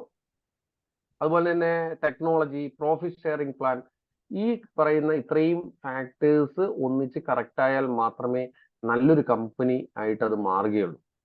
നമ്മളെ സംബന്ധിച്ച് നമ്മൾ ഭയങ്കര ഭാഗ്യം ചെയ്ത വ്യക്തികളാണ്. യെസ്, ഞാൻ ഇവിടെ ഉണ്ട്. Okay, thank you. അപ്പോൾ നമ്മളെ സംബന്ധിച്ച് നമ്മൾ വളരെ ഭാഗ്യം ചെയ്ത വ്യക്തികളാണ്. കാരണം മറ്റൊന്നും കൊണ്ടല്ല, ഈ പറയുന്ന ഫാക്ടേഴ്സ് എല്ലാം to Z കാര്യങ്ങൾ ഒന്നിനൊന്ന് എന്താ പറയുക ഇടിച്ചു നിൽക്കുന്നു എന്നുള്ള രീതിയിൽ എല്ലാ കാര്യങ്ങളും കറക്റ്റ് ആയിട്ട് നിൽക്കുന്ന ഒരു കമ്പനി ആയിട്ട് നമ്മൾ മാറിക്കഴിഞ്ഞു എന്നുള്ളതാണ്. നമുക്ക് ഡയറക്ട് സെല്ലിങ്ങിന്റെ ഒരു ഹിസ്റ്ററി, ഇപ്പൊ അത് പെട്ടെന്ന് ഉടലെടുത്ത ഒരു ആശയമാണോ? പലർക്കും ചില സംശയം ഉണ്ടാവും. ഇതാരെങ്കിലും ഇത് ശരിക്കും 1940-കളിൽ അമേരിക്കയിൽ ഉടലെടുത്ത ഒരു വിപണന തന്ത്രമാണ് ഈ ഒരു ആശയം എന്ന് പറയുന്നത്, ഡയറക്ട് സെല്ലിംഗ് എന്ന് പറയുന്ന ആശയം. പക്ഷെ നമുക്കറിയാൻ സാധിക്കും 60-70 കാലഘട്ടം ആയപ്പോൾ അവിടെ ബാൻഡായി. കാരണം ഏതൊരു കാര്യം വരുമ്പോഴും നമ്മൾ പറയില്ലേ, അതിന് മറുതായിട്ടുള്ള നെഗറ്റീവ് വശം ഉണ്ടാവും എന്ന് പറഞ്ഞ പോലെ കള്ള നാണയങ്ങൾ പോലുള്ള പല കമ്പനികളും, ഫ്രോഡ് കമ്പനികളും വന്നു തുടങ്ങിയ സമയത്ത് അവിടെ അത് ബാനായി. എന്നാൽ 1979 US ഫെഡറൽ സുപ്രീം കോർട്ട് അതിനുവേണ്ടി അനുമതി കൊടുക്കുകയും കാര്യങ്ങൾ പഠിച്ച് ഇപ്പൊ നമ്മളും അതേ ഒരു സ്റ്റേജ് കഴിഞ്ഞു നിൽക്കുന്ന ആൾക്കാരാണ്. കാരണം 96 കാലഘട്ടങ്ങളിൽ നമ്മുടെ ഇവിടേക്ക് കടന്നു വന്നു. അതിനുശേഷം 2011 ബാനിങ് നടന്നു. എന്നാൽ 2016 മുതൽ ഗൈഡ് ലൈൻസോടുകൂടി, നിയമം ലീഗാലിറ്റിയോടുകൂടി നമുക്കിവിടെ നടക്കാൻ തുടങ്ങി. നമ്മൾ US സക്സസ് ആയ സമയത്ത് 1970 ശേഷം ഭയങ്കരമായിട്ട് ഫ്ലറിഷായി. ഈ സമയം നമ്മൾ നോക്കിക്കഴിഞ്ഞാൽ നമുക്ക് മനസ്സിലാവുന്ന ഒരു കാര്യം, അവിടെ 3 ഘടകങ്ങൾ ഒന്നിച്ച് ചേർന്നപ്പോഴാണ് ഈ ഒരു വിജയം അവിടെ ഉണ്ടായത്, അത്രയും ഫ്ലറിഷ് ആയത്. അതിലൊന്ന് ലീഗാലിറ്റിയാണ്, മറ്റൊന്ന് ടെക്നോളജിയാണ്, അടുത്തതൊന്ന് വെൽനെസ്സുമായി ബന്ധപ്പെട്ട്. ഈ 3 ഘടകങ്ങൾ ഇപ്പോ നമുക്കിവിടെ ഒന്നിച്ചു ചേർന്നിരിക്കുകയാണ്. നേരത്തെ നോക്കിയാൽ നമുക്ക് ലീഗാലിറ്റി ഉണ്ടായിരുന്നില്ല, ഇപ്പൊ ലീഗാലിറ്റി ഉണ്ട്. നേരത്തെ നോക്കിയാൽ ടെക്നോളജി ചിലപ്പോൾ ഉണ്ടാവില്ലായിരുന്നു, ഇപ്പൊ ടെക്നോളജി ഓക്കെയാണ്. അതുപോലെ തന്നെ വെൽനെസ്സിൽ തന്നെ ഇന്ന് നമ്പർ 1 ന്യൂട്രാസ്യൂട്ടിക്കൽ അല്ലെ, അതുക്കും മേലെ എന്ന് പറയുന്ന രീതിയിൽ ഉള്ള ന്യൂട്രാസ്യൂട്ടിക്കലോട് കൂടിയാണ് നമ്മൾ ഇന്ന് മാർക്കറ്റിൽ നിൽക്കുന്നത്. ഇനി വേൾഡിലെ ടേൺ ഓവർ എടുത്താൽ നമുക്കറിയാൻ സാധിക്കും 2020 കാലഘട്ടങ്ങളിൽ 14 ട്രില്യൺ. നമ്മളൊന്ന് ചിന്തിച്ചു നോക്കുക, ഇനി അത് ഓരോ ഡേ ബൈ ഡേ അത് ഗ്രോത്ത് കൂടിക്കൊണ്ടിരിക്കുകയാണ്. വേൾഡിൽ ഒരു 16 പേരിൽ ഒരു വ്യക്തി ഡയറക്ട് സെല്ലിങ്ങിന്റെ ഭാഗമാണ്. 170 രാജ്യങ്ങളില് പരീക്ഷിച്ച് വിജയിച്ച ഒരു വിപണന തന്ത്രമായിട്ട് മാറിക്കഴിഞ്ഞു. ഇതൊക്കെ നമ്മള് ഇന്നത്തെ കാലഘട്ടത്തില് നമ്മൾ എന്താ പറയില്ല, ലോകം വിരൽ തുമ്പിൽ എന്നാ പറയണം അല്ലെ. നമ്മുടെ കൈ കൊണ്ട് ഗൂഗിൾ സെർച്ച് ചെയ്താൽ കിട്ടാത്തതായിട്ട് ഒന്നുമില്ല. അപ്പം ഈ പറയുന്ന ഹിസ്റ്ററിയൊക്കെ നമ്മൾ നോക്കുന്ന സമയത്ത് ഡയറക്ട് സെല്ലിങ്ങിന്റെ ആ ഒരു ഹിസ്റ്ററി ഇപ്പോൾ നമുക്ക് വളരെയധികം സാധ്യത തന്നുകൊണ്ടിരിക്കുന്നതാണ്. ഈ കുറച്ച് മുഖങ്ങൾ നമ്മളൊന്ന് പരിചയമുള്ള വ്യക്തികൾ തന്നെയാണ്. ഒന്ന് ശ്രദ്ധിച്ചാൽ അറിയാൻ സാധിക്കും. കാര്യം ഡയറക്ട് സെല്ലിംഗ് പറഞ്ഞു പോകുന്ന സമയത്ത് നമുക്ക് ഇവരെ ഒന്ന് ടച്ച് ചെയ്ത് പോയില്ലെങ്കിൽ കറക്റ്റ് ആവില്ല. അതുകൊണ്ടാണ് പറയുന്നത്. അതിൽ ആദ്യത്തെ ഒരു വ്യക്തിയാണ് ഡൊണാൾഡ് ട്രംപ്. അമേരിക്കൻ മുൻ പ്രസിഡന്റ് ആയിരുന്ന ഒരു വ്യക്തി, നമുക്കറിയാം. അദ്ദേഹത്തിന് സ്വന്തമായിട്ട് ട്രംപ് മാർക്കറ്റിംഗ് എന്ന് പറയുന്ന ഡയറക്ട് സെല്ലിംഗ് കമ്പനി ഉണ്ട്. അതുപോലെ തന്നെ വാറൻ ബഫറ്റ് ഇൻവെസ്റ്റർ ആണ്. അദ്ദേഹത്തിന് 3ഓളം കമ്പനികൾ സ്വന്തമായിട്ട് ഡയറക്ട് സെല്ലിംഗ് പ്ലാറ്റ്ഫോമിലുണ്ട്. മറ്റൊരു വ്യക്തി എന്ന് പറഞ്ഞാൽ ബിൽ ഗേറ്റ്സ്, നമുക്ക് എല്ലാവർക്കും അറിയാം അല്ലെ. മൈക്രോസോഫ്റ്റിന്റെ അധിപൻ, ലോക കോടീശ്വര സ്ഥാനത്ത് നിന്നിരുന്ന ഒരു വ്യക്തി. അദ്ദേഹം പറഞ്ഞ ഒറ്റ കാര്യമുള്ളൂ. അദ്ദേഹത്തിന്റെ അടുത്ത് മീഡിയ ചോദിച്ചു, താങ്കളുടെ ഇതുവരെയുള്ള ആസ്തി എല്ലാം നശിച്ചു, ഒന്നേന്ന് ഒരു പുതിയ പ്രോജക്റ്റ് തുടങ്ങേണ്ട ഒരു സാഹചര്യം വന്നു കഴിഞ്ഞാൽ എന്ത് തുടങ്ങുമെന്ന് ചോദിച്ചപ്പോൾ അദ്ദേഹം നിസ്സംശയം പറഞ്ഞാണ്, I would choose direct selling. കാരണം അദ്ദേഹം അത് പറയാൻ അത്ര കോൺഫിഡന്റ്ലി പറയാൻ കാര്യം ഈ ഒരു മേഖലയെ കുറിച്ച് പഠിച്ചുകൊണ്ടാണ്. അതുപോലെ തന്നെ അടുത്തൊരു വ്യക്തിയാണ് നമ്മുടെ ദക്ഷർ യാഗർ. ദക്ഷർ യാഗർ എന്ന് പറയുന്നത് ശരിക്കും പറഞ്ഞു കഴിഞ്ഞാൽ ഡയറക്ട് സെല്ലിങ്ങിന്റെ ഒരു പിതാവ് എന്ന് വേണമെങ്കിൽ വിശേഷിപ്പിക്കാം. കാരണം 3600 കോടിയിലധികം വരുമാനമെടുത്ത അദ്ദേഹം ഇന്ന് എല്ലാവരും ഡയറക്ട് സെല്ലിങ്ങിലെ എല്ലാവരും ബഹുമാനിക്കുന്ന ഒരു വ്യക്തിത്വം കൂടിയാണ്. അടുത്ത നമുക്കിവിടെ അപ്രൂവൽസ് തന്നതിൽ നമ്മുടെ പ്രൈം മിനിസ്റ്റർ തുടങ്ങി, അതോടൊപ്പം തന്നെ രാംവിലാസ് പാസ്വാൻ, അദ്ദേഹമൊക്കെ ഇതിനു വേണ്ടിയിട്ട് കുറെ കാര്യങ്ങൾ ചെയ്ത വ്യക്തികളാണ്. കേരളത്തില് നമുക്ക് ഗൈഡ് ലൈൻസ് വരുന്നത് 2018 ആ 2018 നമ്മുടെ മുഖ്യമന്ത്രിയായിരുന്ന പിണറായി വിജയൻ സാർ, അതോടൊപ്പം തന്നെ പി തിലോത്തമൻ സിവിൽ സപ്ലൈസ് മന്ത്രിയായിരുന്നു. അവരുടെ കയ്യിലായിരുന്നു ഈ വിഭാഗമൊക്കെ ഉണ്ടായിരുന്നത്. മറ്റൊരു വ്യക്തി നമുക്ക് കാണാൻ സാധിക്കും അല്ലെ, തോമസ് ജോസഫ് തൂങ്കുഴി. അദ്ദേഹമാണ് Gulati institute of finance and ടാക്സേഷന്റെ ഹെഡ്. ഇന്ന് ഡയറക്ട് സെല്ലേഴ്സിനെ ഡൂസ് ആൻഡ് ഡോൺ ഡൂസ് ഒക്കെ പഠിപ്പിക്കുന്ന, അല്ലെങ്കിൽ അത് ചെയ്ത് സർട്ടിഫിക്കേഷൻ ഇഷ്യൂ ചെയ്യുന്ന അധികാരപ്പെടുത്തിയിട്ടുള്ള ഒരു ഇതാണ് Gulati institute of finance and taxation. അതിൽ നമുക്ക് വേണ്ടിയൊക്കെ ക്ലാസ് എടുത്തു തരുന്ന ഒരു വ്യക്തിയാണ്. അതോടൊപ്പം തന്നെ ഇന്ന് യൂണിയൻ വളരെയധികം അംഗീകരിക്കുന്നു. കാരണം യൂണിയൻ ഇന്ന് നമുക്കറിയാൻ പറ്റും, ഈ എല്ലാ യൂണിയനുകളും, അത് INTUC ആയിക്കോട്ടെ, CITU ആയിക്കോട്ടെ, ATUC ആയിക്കോട്ടെ, BMS ആയിക്കോട്ടെ, STU ആയിക്കോട്ടെ, ഇതെല്ലാം ഇന്ന് ഡയറക്ട് സെല്ലിങ്ങിന് ഉള്ള നല്ല പിന്തുണകൾ കൊടുത്തുകൊണ്ടിരിക്കുന്നു. അപ്പൊ നമുക്ക് ഇന്ത്യയിലെ കാര്യങ്ങളിലേക്ക്, നമുക്ക് ഇപ്പൊ ഇവിടെ എന്താണ് സാധ്യത, ഇവിടുത്തെ സ്കോപ്പ് എന്താണ്? ഞാൻ പറയുന്നതാണ്, ഏറ്റവും സ്കോപ്പ് ഉള്ള ഒരു സ്ഥലം ഇന്ത്യ എന്ന് പറയുള്ളൂ. ഒന്നാമത്തെ കാര്യം, പോപ്പുലേഷൻ കൂടുതലുണ്ട് അല്ലെ. നല്ല പോപ്പുലേഷൻ. ഇപ്പൊ നമ്മൾ 1-ാം സ്ഥാനത്താണ് നിൽക്കുന്നത് അല്ലെ. ചൈനേനെയൊക്കെ മറികടന്ന് നമ്മൾ പോപ്പുലേഷൻ കാര്യത്തിൽ 1-ാം സ്ഥാനത്ത് നിൽക്കുകയാണ്. നമ്മുടെ റോ മെറ്റീരിയൽ എന്താണ്? ശരിക്കും ഒരു കൺസ്യൂമർ അല്ലെ. നമ്മൾ പ്രത്യേകിച്ച് കേരളം എന്ന് പറയുന്ന ഒരു കൺസ്യൂമർ സ്റ്റേറ്റ് ആയിട്ട് മാറിക്കഴിഞ്ഞു അല്ലെ. അതുപോലെ നമ്മൾ നോക്കിയാൽ അറിയാൻ സാധിക്കുന്ന ഒരു കാര്യം, 2025 യഥാർത്ഥത്തിൽ ഒരു ഡയറക്ട് സെല്ലിങ്ങിന്റെ ഗോൾഡൻ ഇറ സ്റ്റാർട്ട് ചെയ്യാൻ പോകുന്നത്. അപ്പൊ നമ്മൾ നോക്കിയിട്ട് 2024 ഇനി കഴിയാൻ 2-3 മാസം കൂടിയുള്ളൂ. നമ്മൾ ആ ഒരു പാതയിലേക്ക് കയറുകയാണ്. ഇപ്പൊ നമ്മൾ നോക്കിയാൽ ലീഗലൈസ്ഡ് ആണ്, ടെക്നോളജി, വെൽനസ്, ഇത് 3ഉം ഒന്നിച്ചു വന്നിട്ടുണ്ട്. ഫിക്കി എന്ന federation of Indian chamber of commerce and industry and KPMG ഇവരുടെ റിപ്പോർട്ടുകൾ പറയപ്പെടുന്നത് 2025 64,500 കോടി, 2027 1 ട്രില്യൺ ടേൺ ഓവറിലേക്കാണ്. 2020-2027 കാലഘട്ടം എടുക്കുമ്പോൾ 1500 ക്രോർപതീസിൽ നിന്ന് 10,000 ക്രോർപതീസിലേക്ക് മാറാൻ പോകുന്നു. നമ്മൾ നോക്കിയാൽ ഒരു 8,500 വേക്കൻസി കിടപ്പുണ്ട്. 8,500 വ്യക്തികൾക്ക് കോടിപതിയാകാനുള്ള വേക്കൻസിയാണ് ഇവിടെ പറയുന്നത്. നമ്മൾ ഇന്ന് പ്രോഗ്രാം നോക്കി ഏകദേശം 150 പേരാണ് അല്ലെ. ഇതും കഴിഞ്ഞ് മിച്ചം കിടക്കുകയാണ്. 8,500 വ്യക്തികൾക്കുള്ള സാധ്യത കിടക്കുകയാണ്. ഈ കണക്ക് പ്രകാരം നമ്മൾ നോക്കുമ്പോൾ ഏറ്റവും വലിയ സാധ്യത വെച്ചാൽ, ഇപ്പോൾ ഡയറക്ട് സെല്ലിംഗ് നമ്മുടെ ഇവിടെ സത്യത്തിൽ വ്യക്തമായിട്ട് അറിയാവുന്ന ആൾക്കാർ കുറവാണ്. 106 വ്യക്തികളിൽ ഒരാളാണ് ഡയറക്ട് സെല്ലിങ്ങുമായി ബന്ധപ്പെട്ടിട്ടുള്ളത്. വേൾഡിൽ നമുക്കിപ്പോൾ അറിയാം 16-ൽ ഒരാളാണെങ്കിൽ നമുക്കിവിടെ 106 ഒരാളാണ്. സാധ്യത ഉണ്ടോ ഇല്ലയോ നിങ്ങൾ സ്വയം ചിന്തിക്കും. അതുപോലെ തന്നെ ഏറ്റവും കൂടുതൽ യൂത്ത് ഉള്ള ഒരു സ്റ്റേറ്റ് ആണ് ഇന്ത്യ. ഈ യൂത്ത് ഇപ്പൊ മൈഗ്രേറ്റ് ചെയ്തുകൊണ്ടിരിക്കുന്ന ഒരു സമയം, അതിപ്പോ ഏകദേശം സ്റ്റോപ്പായി തുടങ്ങുവാണ്. കാരണം ഇപ്പൊ മൈഗ്രേഷൻ പലയിടത്തുനിന്നും അഭിപ്രായങ്ങൾ വന്നു തുടങ്ങി. ആ പഴയ ബൂമിങ് ഒന്ന് കുറഞ്ഞു തുടങ്ങിയിട്ടുണ്ട്. ഒരു 2035 കൂടിയിട്ടൊക്കെ എത്തുന്ന സമയത്ത് ഏകദേശം പിന്നീട് അങ്ങോട്ടേക്ക് പോകാനുള്ള സാധ്യത കുറവ്. എല്ലാവരും തിരിച്ചു വരുന്ന ഒരു സാഹചര്യത്തിലേക്ക് മാറുകയായിരിക്കും. ഏറ്റവും കൂടുതൽ യൂത്ത് ആ സമയത്ത് ഏറ്റെടുക്കാൻ പോകുന്ന ഒരു മേഖലയും ഡയറക്ട് സെല്ലിംഗ് ആണ്. അതുകൊണ്ടാണ് ഇന്ത്യയിൽ ഭയങ്കര സ്കോപ്പാന്ന് നമ്മൾ പറയുന്നതിന്റെ കാര്യം. അപ്പൊ നമ്മൾ ഇത്രയും നല്ലൊരു മേഖല എങ്ങനെ നമ്മൾ റെക്കഗ്നൈസ് ചെയ്യും, എങ്ങനെയാണ് തിരിച്ചറിയാൻ സാധിക്കും? ഇതിൽ ലീഗൽ ആണ്, ഒരു ജെനുവിൻ കമ്പനി നമുക്ക് സെലക്ട് ചെയ്യാൻ പറ്റിയാൽ മാത്രമേ മുന്നോട്ട് പോകാൻ സാധിക്കില്ല. എങ്ങനെ നമുക്കൊരു കമ്പനി ജെനുവിൻ ആണെന്ന് സെലക്ട് ചെയ്യാം, ഒരു ലീഗൽ കമ്പനി എങ്ങനെ സെലക്ട് ചെയ്യാം? നമ്മൾ ആദ്യം നോക്കേണ്ട കാര്യം എന്ന് വെച്ചാൽ അതിലെ പ്രോഡക്റ്റ്. ഇപ്പൊ ഒരു സുഹൃത്തിന് ഒരു പ്രോഡക്റ്റ് ഉൽപ്പന്നം കൊടുത്ത് ആ സുഹൃത്തിന്റെ മുന്നിൽ ഇരുന്നുകൊണ്ട് മറ്റൊരു സുഹൃത്തിനോ കൺവിൻസ് ചെയ്യാൻ പറ്റുമെന്നുണ്ടെങ്കിൽ, ആ പ്രോഡക്റ്റ് കൺവിൻസ് ചെയ്യാൻ പറ്റുമെന്നുണ്ടെങ്കിൽ നല്ല പ്രോഡക്റ്റ് ആണ്, നല്ല കമ്പനിയാണ്. ആ നല്ല പ്രൊഡക്റ്റ് ചെയ്യുന്ന ഒരു നല്ല കമ്പനിയായിട്ട് മാറാൻ പറ്റും. അതുപോലെ തന്നെ നമുക്ക് സാധാരണക്കാർക്ക് അവരുടെ പ്രോബ്ലത്തിനുള്ള സൊല്യൂഷനുള്ള അഫോർഡബിൾ ആയിട്ടുള്ള ഒരു പ്രൈസ് ആയിരിക്കണം. ഇപ്പൊ എല്ലാ റിസൾട്ട് ഉണ്ട്, ഭയങ്കര റിസൾട്ട് ഉള്ള പ്രോഡക്റ്റ് ആണ്, പക്ഷെ സാധാരണക്കാരന് വാങ്ങാൻ സാധിക്കുന്നില്ലെങ്കിൽ അതുകൊണ്ട് കാര്യമില്ല. പല കമ്പനികളും ഇവിടെ ഉണ്ട്. ഒരു സാഷ പാക്കറ്റിന് വരെ ഭയങ്കര കോസ്റ്റ് കൊടുക്കേണ്ട കമ്പനികളൊക്കെ ഉണ്ട്. നല്ല പ്രോഡക്റ്റ് ഒക്കെയാണ്, പക്ഷെ അതുകൊണ്ടും കാര്യമില്ല.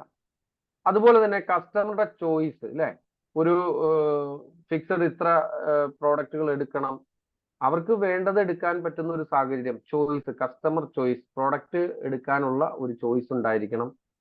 അതുപോലെ തന്നെ നമ്മുടെ ഈ പറയുന്ന യൂണിക് പ്രോഡക്ട്സ് ആയിരിക്കണം. ആ ബിസിനസ് പ്ലാൻ അവർ, കാരണം ഇതിൽ പ്രവർത്തിക്കുന്നവർക്ക് വരുമാനം കിട്ടണമെങ്കിൽ അതിന്റെ പ്ലാൻ മനോഹരമായിരിക്കണം. സയന്റിഫിക്കലി പ്രൂവ് ചെയ്യാൻ പറ്റണം. എന്താണ് ഈ സയന്റിഫിക്കലി പ്രൂവ് ചെയ്യുക? അതായത് ഒരു വ്യക്തി ചോദിക്കുകയാണ്, നിങ്ങൾക്ക് 10 ടൈപ്പ് ഇൻകം ഉണ്ട്, ഓക്കെ, എങ്ങനെയാണ് നിങ്ങളുടെ ആ ഇൻകം കൊടുക്കുന്നത്? ഓരോ ഇൻകം എങ്ങനെ കൊടുക്കാൻ സാധിക്കും? ഇപ്പൊ നിങ്ങൾ പറയുന്നു റോയൽറ്റി തരാമെന്ന് പറയുന്നു അല്ലെ, എങ്ങനെയാണ് ഗ്ലോബൽ റോയൽറ്റി കൊടുക്കാൻ സാധിക്കുന്നത്? ഒരു ആർപിക്ക് 10 രൂപ വെച്ച് ഓരോ റീപർച്ചേസിൽ നിന്ന് മാറ്റി വെക്കുന്നുണ്ട്, അതുകൊണ്ടാണ് കൊടുക്കാൻ സാധിക്കുന്നത്. അതുപോലെ തന്നെ ഓരോ ഇൻകം നമുക്ക് പ്രൂവ് ചെയ്യാൻ പറ്റണം. അതിനാണ് സയന്റിഫിക്കലി പ്രൂവൺ ആയിട്ടുള്ള ബിസിനസ് പ്ലാൻ ആയിരിക്കണം എന്ന് പറയുന്നത്. അത് നമുക്ക് അടുത്ത ജനറേഷൻ ടു ജനറേഷൻ പോകാൻ സാധിക്കുന്നതായിരിക്കും. അതുപോലെ തന്നെ നമ്മുടെ ഇതുവരെയുള്ള പ്രോഡക്റ്റ് ഡെലിവറി നോക്കാം, ഇൻകം ഡിസ്ട്രിബ്യൂഷൻ, ആർക്കെങ്കിലും ഇൻകം കൊടുക്കാതിരുന്നിട്ടുണ്ടോ? അതുപോലെ തന്നെ നമ്മുടെ GSTയും TDSും എല്ലാം പ്രോപ്പറായിട്ട് അതാത് സമയങ്ങളിൽ ചെയ്യുന്നുണ്ടോ? ചില ആൾക്കാർ ഇത് പിന്നെ ചെയ്യാൻ വേണ്ടി മാറ്റിവെക്കും, പലപ്പോഴും ചെയ്യാറില്ല. പലപ്പോഴും TDS ആണ് ഇങ്ങനെ പെൻഡിങ് വരുന്നത്. നിങ്ങൾക്ക് ചെക്ക് ചെയ്യാൻ അവകാശമുണ്ട്. ഇവിടെ നമ്മുടെ ഓരോ TDSും GSTയും പ്രോപ്പറായിട്ട് ഇപ്പൊ 6 വർഷക്കാലമായി 6 വർഷക്കാലം കറക്റ്റ് ആയിട്ട് ചെയ്തുകൊണ്ടിരിക്കുന്ന ഒരു കമ്പനിയാണ് ഫോക്സിനോ. ഇനി നമ്മൾ ഫ്രോഡ് കമ്പനീസ് ആണെങ്കിൽ എന്താ ചെയ്യണത്? അവർ സ്കീമായിരിക്കും വർക്ക്ഔട്ട് ചെയ്തുകൊണ്ടിരിക്കുന്നത്. ഒരിക്കലും പ്രോഡക്റ്റിന് വലിയ ഇമ്പോർട്ടൻസ് കൊടുക്കില്ല, പകരം അവർ പ്രോജക്റ്റിനെ മാത്രം ഹൈലൈറ്റ് ചെയ്തുകൊണ്ട് കിട്ടുന്നതിനെ കുറിച്ച് മാത്രം പറഞ്ഞുകൊണ്ട്. എങ്ങനെ കിട്ടും? If the marketing is correct, sales will come automatically എന്നാണ്. നമ്മുടെ മാർക്കറ്റിംഗ് കറക്റ്റ് ആണെങ്കിൽ, നല്ല പ്രോഡക്റ്റ് ആണ് നമ്മൾ മാർക്കറ്റ് ചെയ്യുന്നെങ്കിൽ സെയിൽസ് ഓട്ടോമാറ്റിക്കലി വരും. അപ്പൊ ഇവിടെ നമ്മളെ സംബന്ധിച്ച് ഈ ഫ്രോഡ് കമ്പനികൾക്ക് അതൊന്നും ഉണ്ടാവില്ല. വെറുതെ എന്തെങ്കിലും കുറെ മോട്ടിവേഷൻ പറഞ്ഞുകൊണ്ട് കുറെ വ്യക്തികളെ ഈ ഒരു ബിസിനസ്സിലേക്ക് എടുക്കാം എന്നല്ലാതെ യാതൊരു പ്രയോജനം ഉണ്ടാവില്ല. അപ്പൊ ഈ കാറ്റഗറി നിങ്ങളുടെ ഈ പറയുന്ന പോയിന്റ്സ് നിങ്ങളുടെ മനസ്സിൽ ഉണ്ടാവണം. ഇത് നമ്മൾ എന്ത് ചെയ്യണം? ഫീൽഡിൽ ഇറങ്ങുന്ന സമയത്ത്, ഓക്കെ, അനീഷ് കണ്ണൂർ തമ്പി എഴുതുന്നുണ്ട്, താങ്ക് യു. എന്തായാലും ഇങ്ങനെ എന്ത് ചെയ്യണം? നമ്മുടെ പല വ്യക്തികളിലേക്ക് ഈ അറിവ് പകർന്നു കൊടുക്കണം. എങ്ങനെയാണ്? കാരണം ഇന്ന് ഏറ്റവും കൂടുതൽ ആൾക്കാർ അബദ്ധം പറ്റുന്നത് കമ്പനികൾ ഏതാണ് നല്ലതെന്ന് അറിയാതെ പോയി ചാടുന്നതാണ്. അത് മൊത്തത്തിൽ ചീത്തപ്പേരാവും.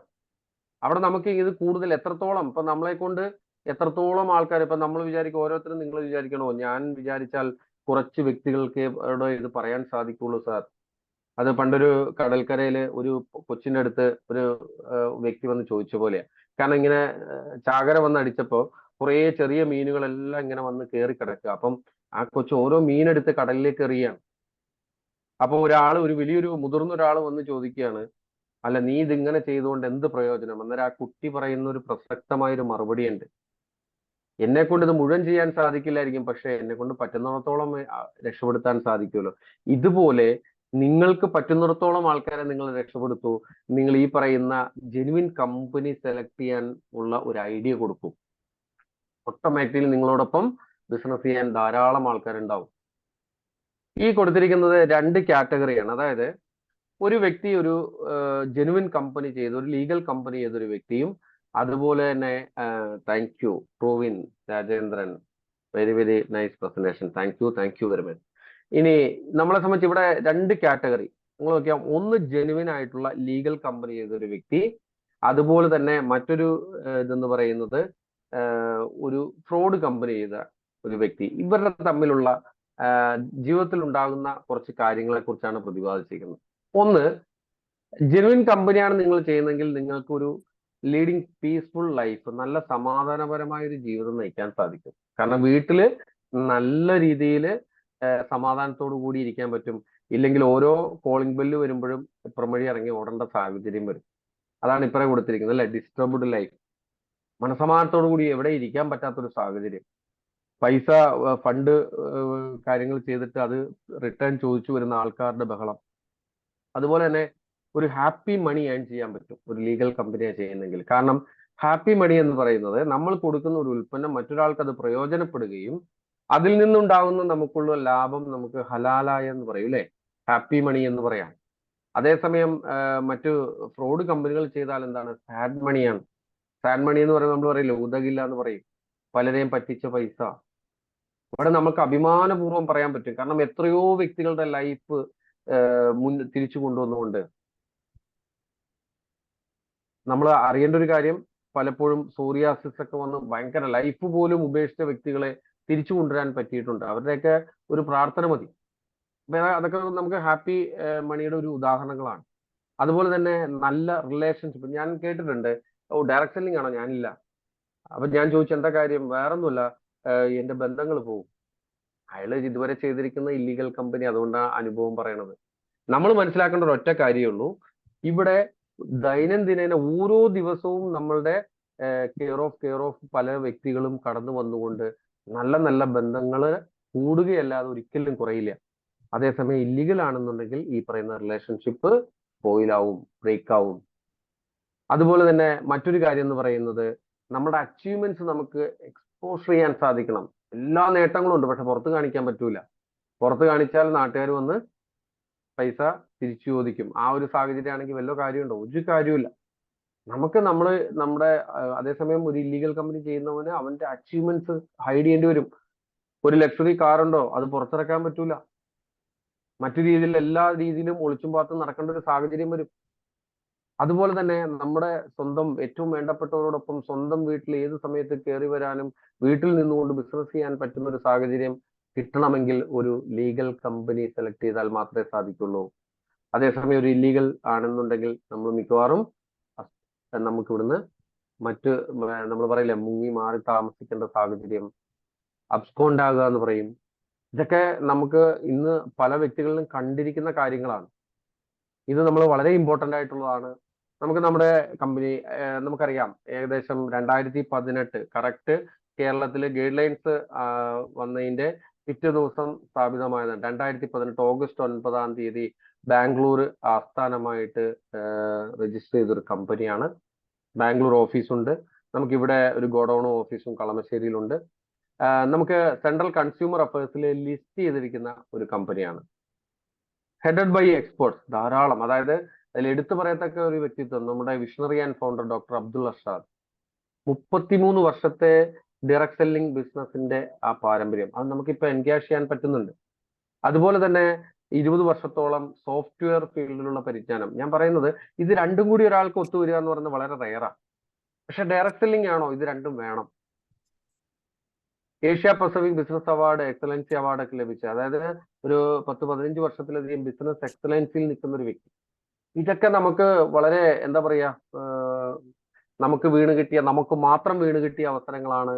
അതുപോലെ തന്നെ പവർഫുൾ ആയിട്ടുള്ള ഒരു വിഷനും മിഷനോട് കൂടി 2035 കൂടിയിട്ട് ഫോർച്യൂൺ 500 കമ്പനി ലിസ്റ്റുകളിലെ ടോപ്പ് 10 കമ്പനി എടുത്താൽ അതിൽ ഒരു കമ്പനി നിങ്ങൾ വായിക്കാൻ പോകുന്നത് ഓക്സിനോ ഇന്റർനാഷണൽ ബിസ് പ്രൈവറ്റ് ലിമിറ്റഡ് ആയിരിക്കും.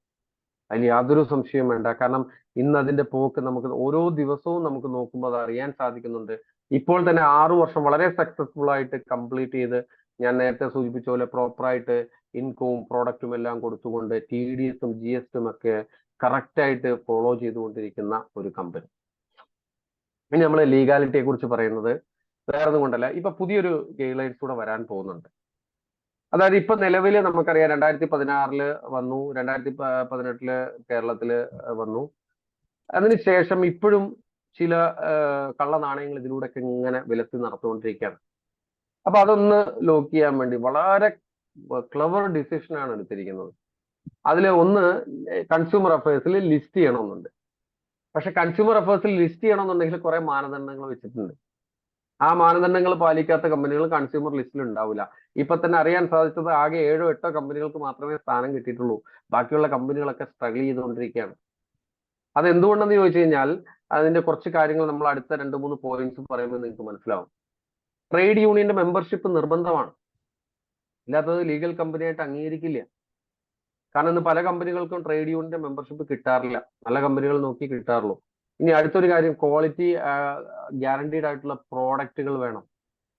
അതുപോലെ തന്നെ വെൽനസ്, നിങ്ങൾ വെൽനസ്, ഞങ്ങളും വെൽനസ് എന്ന് പറയും. പക്ഷെ അങ്ങനെ പറഞ്ഞിട്ട് കാര്യമില്ല. ഇനി നമുക്ക് ലിസ്റ്റ് ചെയ്യപ്പെടണം, ലീഗാലിറ്റി അംഗീകരിക്കണം എന്നുണ്ടെങ്കിൽ സ്വന്തമായി വെൽനസിൽ R&D ഡിവിഷൻ ഉണ്ടായിരിക്കണം. റിസർച്ച് ആൻഡ് ഡെവലപ്മെന്റ് വിങ് ഇല്ലാത്ത ഒരു കമ്പനിയെ പരിഗണനയിൽ എടുക്കില്ല. അതുപോലെ തന്നെ നെഗറ്റീവ് ലിസ്റ്റുകൾ അനുവദിക്കില്ല. ഒരു ലിസ്റ്റ് പുറപ്പെടുവിച്ചിട്ടുണ്ട്. അതിലൊന്ന് പറയുന്ന മാജിക്കൽ റെമഡീസ് ആണ്.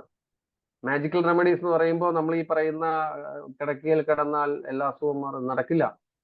അതിനൊക്കെ സയന്റിഫിക്കലി പ്രൂഫ് കൊടുക്കാൻ സാധിക്കുമെങ്കിൽ മാത്രമേ അനുവദിക്കുള്ളൂ. അതുപോലെ തന്നെ ഫണ്ട് സ്കീമുകൾ ഇനി നടക്കില്ല. വ്യക്തമായ പ്രോഡക്റ്റ് ഉള്ള കമ്പനികൾക്ക് അനുവദിക്കുള്ളൂ. ക്രിപ്റ്റോ ഒക്കെ നല്ലതാ, പക്ഷെ അത് ഡയറക്ട് സെല്ലിംഗ് എന്ന് പറയുന്ന വ്യാജേന വരുമ്പോഴാണ് അത് പലപ്പോഴും അത് മോശമായിട്ട് മാറുന്നത്. അതുപോലെ തന്നെ coin, charity, tour package, donation, trading, robotic trading, ഇങ്ങനത്തെ കുറെ സാധനങ്ങൾ വരുന്നുണ്ട്. ട്രേഡിങ് നല്ലതാണ്. സെബിയുടെ അണ്ടറിൽ മര്യാദക്ക് പൈസ ഇട്ട് ട്രേഡ് ചെയ്യുന്ന നല്ലതാണ്. പൈസ പോവും, ചിലപ്പോൾ കിട്ടും. അത് പക്ഷേ അത് എക്സ്പെർട്ട് ആയിട്ടുള്ളവർക്ക് അത് ചെയ്യാൻ പറ്റും. പക്ഷെ ഇതിന്റെ മറവിൽ, ഡയറക്ട് സെല്ലിങ്ങിന്റെ മറവിൽ ഇത് കൊണ്ടുവരും. അവിടെയാണ് ഇതിന്റെ തട്ടിപ്പ് വരുന്നത്. ഇങ്ങനെയുള്ള കാര്യങ്ങളൊന്നും ഇനി, അതുപോലെ റീഫണ്ട് പോളിസി നിർബന്ധമാണ്. കംപ്ലൈന്റ് സെല്ലുകൾ വേണം, നോഡൽ ഓഫീസേഴ്സും ഒക്കെ ആയിട്ട്. അത് എല്ലാ കാര്യങ്ങൾക്കും ഒരു ക്ലാരിറ്റി വരാൻ പോകുന്ന ഒരു സമയമാണ്. അതുകൊണ്ടാണ് നമ്മൾ പറയുന്നത് 2025 ഗോൾഡൻ ഇറ എന്ന് പറയുന്നതിന്റെ കാര്യം. കാരണം നല്ല കമ്പനികൾ മാത്രം നിലനിൽക്കുന്ന ഒരു സാഹചര്യത്തിലേക്ക് കാര്യങ്ങൾ മാറാൻ പോവുകയാണ്. ആ നല്ല കമ്പനിയെ അന്വേഷിച്ച് നിരവധി വ്യക്തികൾ ചേക്കേറാൻ പോകുന്ന ഒരു സമയം കൂടിയാണ്. ഇനി എവിടെന്നെങ്കിലും ഒരു പ്രോഡക്റ്റ് എടുത്ത് അഡ്ജസ്റ്റ് ചെയ്തുകൊണ്ട് ഒരു പ്രോഡക്റ്റ് ഓറിയന്റഡ് കമ്പനിയാക്കി മാറ്റാന്ന് വെച്ചാൽ അതും സമ്മതിക്കില്ല. കാരണം മിനിമം 10 പ്രോഡക്റ്റോളം സ്വന്തം R&D ഡിവിഷനിൽ ഉള്ളത് മാത്രമേ നടക്കുള്ളൂ. അതുപോലെ തന്നെ എമൗണ്ടുകൾ നമുക്ക് സ്കീം വർക്ക്ഔട്ട് ചെയ്യാൻ പറ്റില്ല. നിങ്ങൾ 10,000 രൂപ ഇടൂ, എല്ലാ മാസവും എത്ര വെച്ച് കിട്ടും, 1 ലക്ഷം ഇടൂ, ഈ പരിപാടി നടക്കില്ല. കാരണം എന്താണ്, 50% ഒരേ ഫിഗർ അക്കൗണ്ടിൽ റിഫ്ലക്ട് ചെയ്ത് കഴിഞ്ഞാൽ ആ കമ്പനി ബാൻ ചെയ്യും. ഇതൊക്കെ വളരെ മനോഹരമായ ഡിസിഷനാണ്. ഇതൊക്കെ വരാൻ പോകുന്നു. എന്തായാലും ആ വരുന്ന നാളുകളിലേക്ക് നമുക്ക് കാത്തിരിക്കാം. അതിവിദൂരമല്ല. അറിയാൻ സാധിച്ചത് എത്രയും ഫാസ്റ്റായിട്ട് അത് ഇംപ്ലിമെന്റ് ചെയ്യാൻ പോകുന്നു എന്നുള്ളതാണ്. നമ്മുടെ പ്രോഡക്റ്റ് നമുക്കറിയാം, യൂണിക് പ്രോഡക്റ്റ് ആണ് അല്ലേ. അത് based on research and development. നമുക്ക് R&D ഡിവിഷൻ ഉണ്ട്. നമ്മുടെ R&D ഡിവിഷൻ നമുക്ക് നല്ല രീതിയിൽ നല്ല റിസൾട്ട് ഓറിയന്റഡ് ആയിട്ടുള്ള പ്രൊഡക്റ്റുകൾ തന്നുകൊണ്ടിരിക്കുന്നുണ്ട്. പ്രൂവൺ റിസൾട്ട് ഉള്ള പ്രൊഡക്റ്റുകൾ, കോസ്റ്റ് എഫക്റ്റീവായിട്ട് ഏതൊരു സാധാരണക്കാരനും ഉപയോഗിക്കാൻ പറ്റുന്ന രീതിയിലുള്ള, ഏത് ഏജ് കാറ്റഗറിയിൽ ഉപയോഗിക്കാൻ പറ്റുന്ന രീതിയിലുള്ള, അടുത്ത ജനറേഷന് വരെ പ്രയോജനകരമാകുന്ന വേണ്ടിവരുന്ന പ്രോഡക്റ്റുകളൊക്കെയാണ് നമ്മൾ ചെയ്യുന്നത്. അതുപോലെ തന്നെ നമുക്ക് ഈ പ്രോഡക്റ്റുകൾ വീണ്ടും വീണ്ടും റിക്വയർമെന്റ് ഉള്ളതുകൊണ്ട് തന്നെ പാസീവ് ഇൻകം പ്രദാനം ചെയ്യുന്നു എന്നുള്ളതാണ്. പിന്നെ നമ്മളെ സംബന്ധിച്ച് എനിക്ക് തോന്നുന്നത്, നമ്മൾ പ്രോഡക്റ്റ് കൊടുക്കുന്നതിനോടൊപ്പം നിങ്ങളൊരു ചെറിയൊരു ഷീറ്റ് അതിനോടൊപ്പം വരുന്ന കണ്ടിട്ടുണ്ടാവും. ഒരു ഡാറ്റ അനലിറ്റിക് ഫോമാണ്. നിങ്ങൾ പ്രോഡക്റ്റ് ഉപയോഗിക്കുന്നതിന് മുമ്പ് നിങ്ങളുടെ ബ്ലഡ് ചെക്ക് ചെയ്ത് എന്താണോ നിങ്ങളുടെ പ്രോബ്ലം അതിന്റെ വാല്യൂസ് എഴുതി വെക്കൂ. അതിനുശേഷം പ്രൊഡക്റ്റ് ഉപയോഗിക്കൂ എന്ന് പറയുന്ന ആദ്യത്തെ കമ്പനിയാണ്. പ്രോഡക്റ്റുകൾക്ക് റിസൾട്ട് ഉണ്ടോ എന്നുള്ള അത്ര കോൺഫിഡൻസ് ഉള്ളതുകൊണ്ട് മാത്രമാണ് ആ ഒരു ഡാറ്റ അനലിറ്റിക് ഫോം കൊടുക്കാൻ പറ്റുന്നത്. ഇല്ലെങ്കിൽ നമ്മൾ വടി കൊടുത്ത് അടി മേടിക്കുന്ന പോലെ ആവും. ഇതൊക്കെ നമുക്ക് ഹൈലൈറ്റ് ചെയ്യാൻ പറ്റുന്ന കേട്ടോ. നമ്മൾ ഓരോ ഡിസ്ട്രിബ്യൂട്ടേഴ്സും ഇത് പല പോയിന്റ് എല്ലാം കൂടെ ഒരിടത്ത് പറയണം എന്നല്ല പറയുന്നത്. മറിച്ച് ഡിസ്ട്രിബ്യൂട്ടേഴ്സിന് ആവശ്യമുള്ള കാര്യങ്ങൾ അല്ലെങ്കിൽ ഒരു പുതിയ വ്യക്തിയോട് സംസാരിക്കുമ്പോൾ അവിടെ എന്താണോ റിക്വയർമെന്റ് ഉള്ളത് അത് നമ്മൾ ഈ പറയുന്ന ടോപ്പിക്കിനെ ബേസ് ചെയ്ത് സംസാരിച്ച് ക്ലിയർ ആക്കി കൊടുക്കണം. അങ്ങനെ കൊടുത്താൽ നമുക്ക് നല്ല രീതിയിൽ ബിസിനസ് ചെയ്യാനായിട്ട് സാധിക്കും. അടുത്ത ഒരു കാര്യം എന്ന് പറയുന്നത് ഓക്സി മൾട്ടിപ്പിൾ സോഴ്സ് ഓഫ് ഇൻകം. നമുക്ക് 10 ടൈപ്പ് ഇൻകം ആണ് നമുക്കിവിടെ പ്രദാനം ചെയ്യുന്നത്. അതിൽ ഒന്ന് റീറ്റെയിൽ പ്രോഫിറ്റ് ആണ്, നമുക്ക് എല്ലാവർക്കും അറിയാം. അടുത്ത 2 സിസ്റ്റത്തിലൂടെ അല്ലെ, ഒന്ന് ചാനൽ സിസ്റ്റം. എന്താണ് ചാനൽ സിസ്റ്റത്തിലൂടെ നമുക്ക് 3 ടൈപ്പ് ഇൻകം തരുന്നുണ്ട്.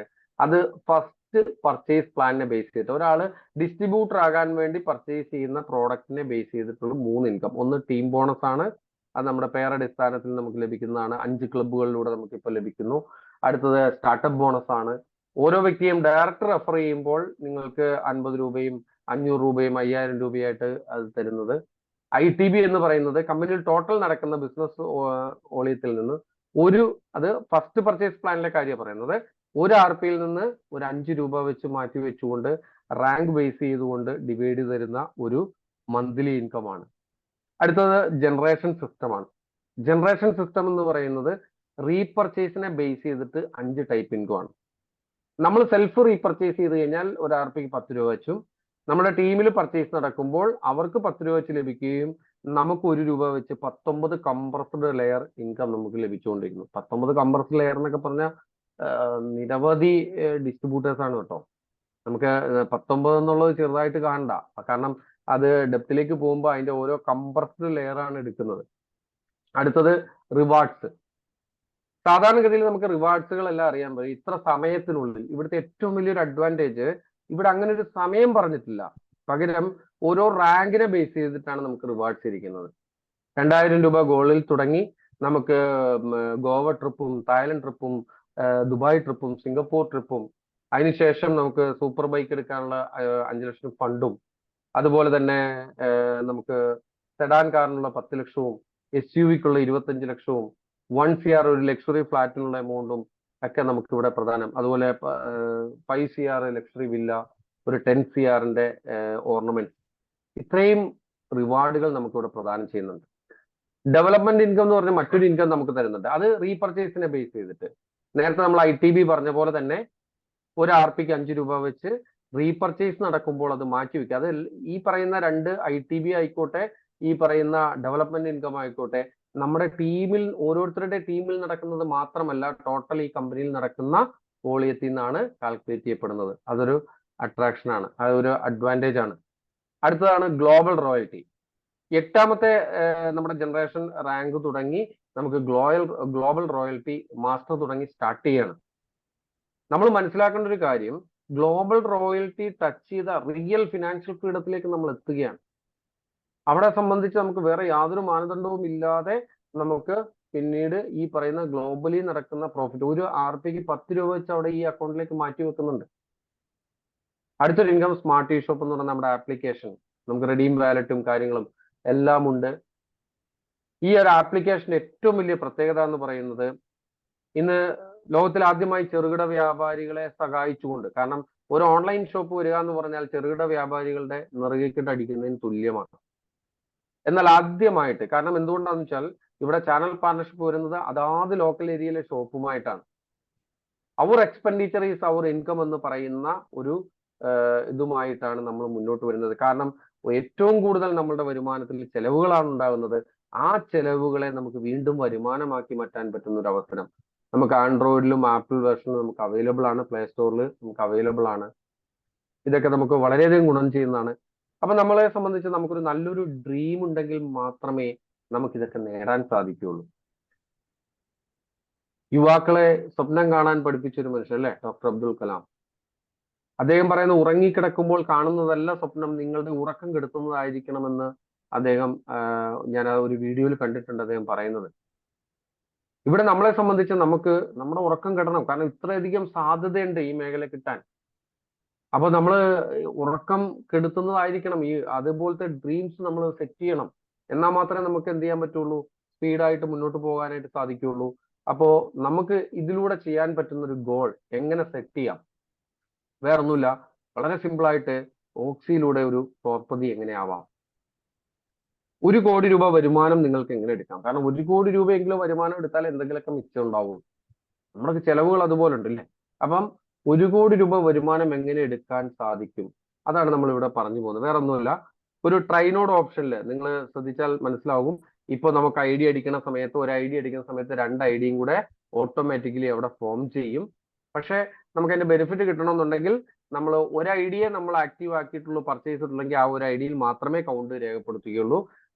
രണ്ടാമത്തെ മൂന്നാമത്തെ ഐഡികൾ നമ്മൾ ഓരോ പർച്ചേസ് ചെയ്ത് ആക്റ്റീവ് ആക്കിയാൽ മാത്രമേ അതിലും കൗണ്ട് കിടക്കുള്ളൂ. പക്ഷെ അതുകൊണ്ടുള്ളൊരു ഗുണം എന്താണെന്ന് വെച്ചാൽ ഒരേ നമ്പർ ഓഫ് സെയിൽസ് വെച്ച് ഇൻകം ഡബിൾ ചെയ്യണമെങ്കിൽ ഈ ട്രൈനോഡ് ഓപ്ഷൻ വളരെയധികം ഗുണം ചെയ്യും.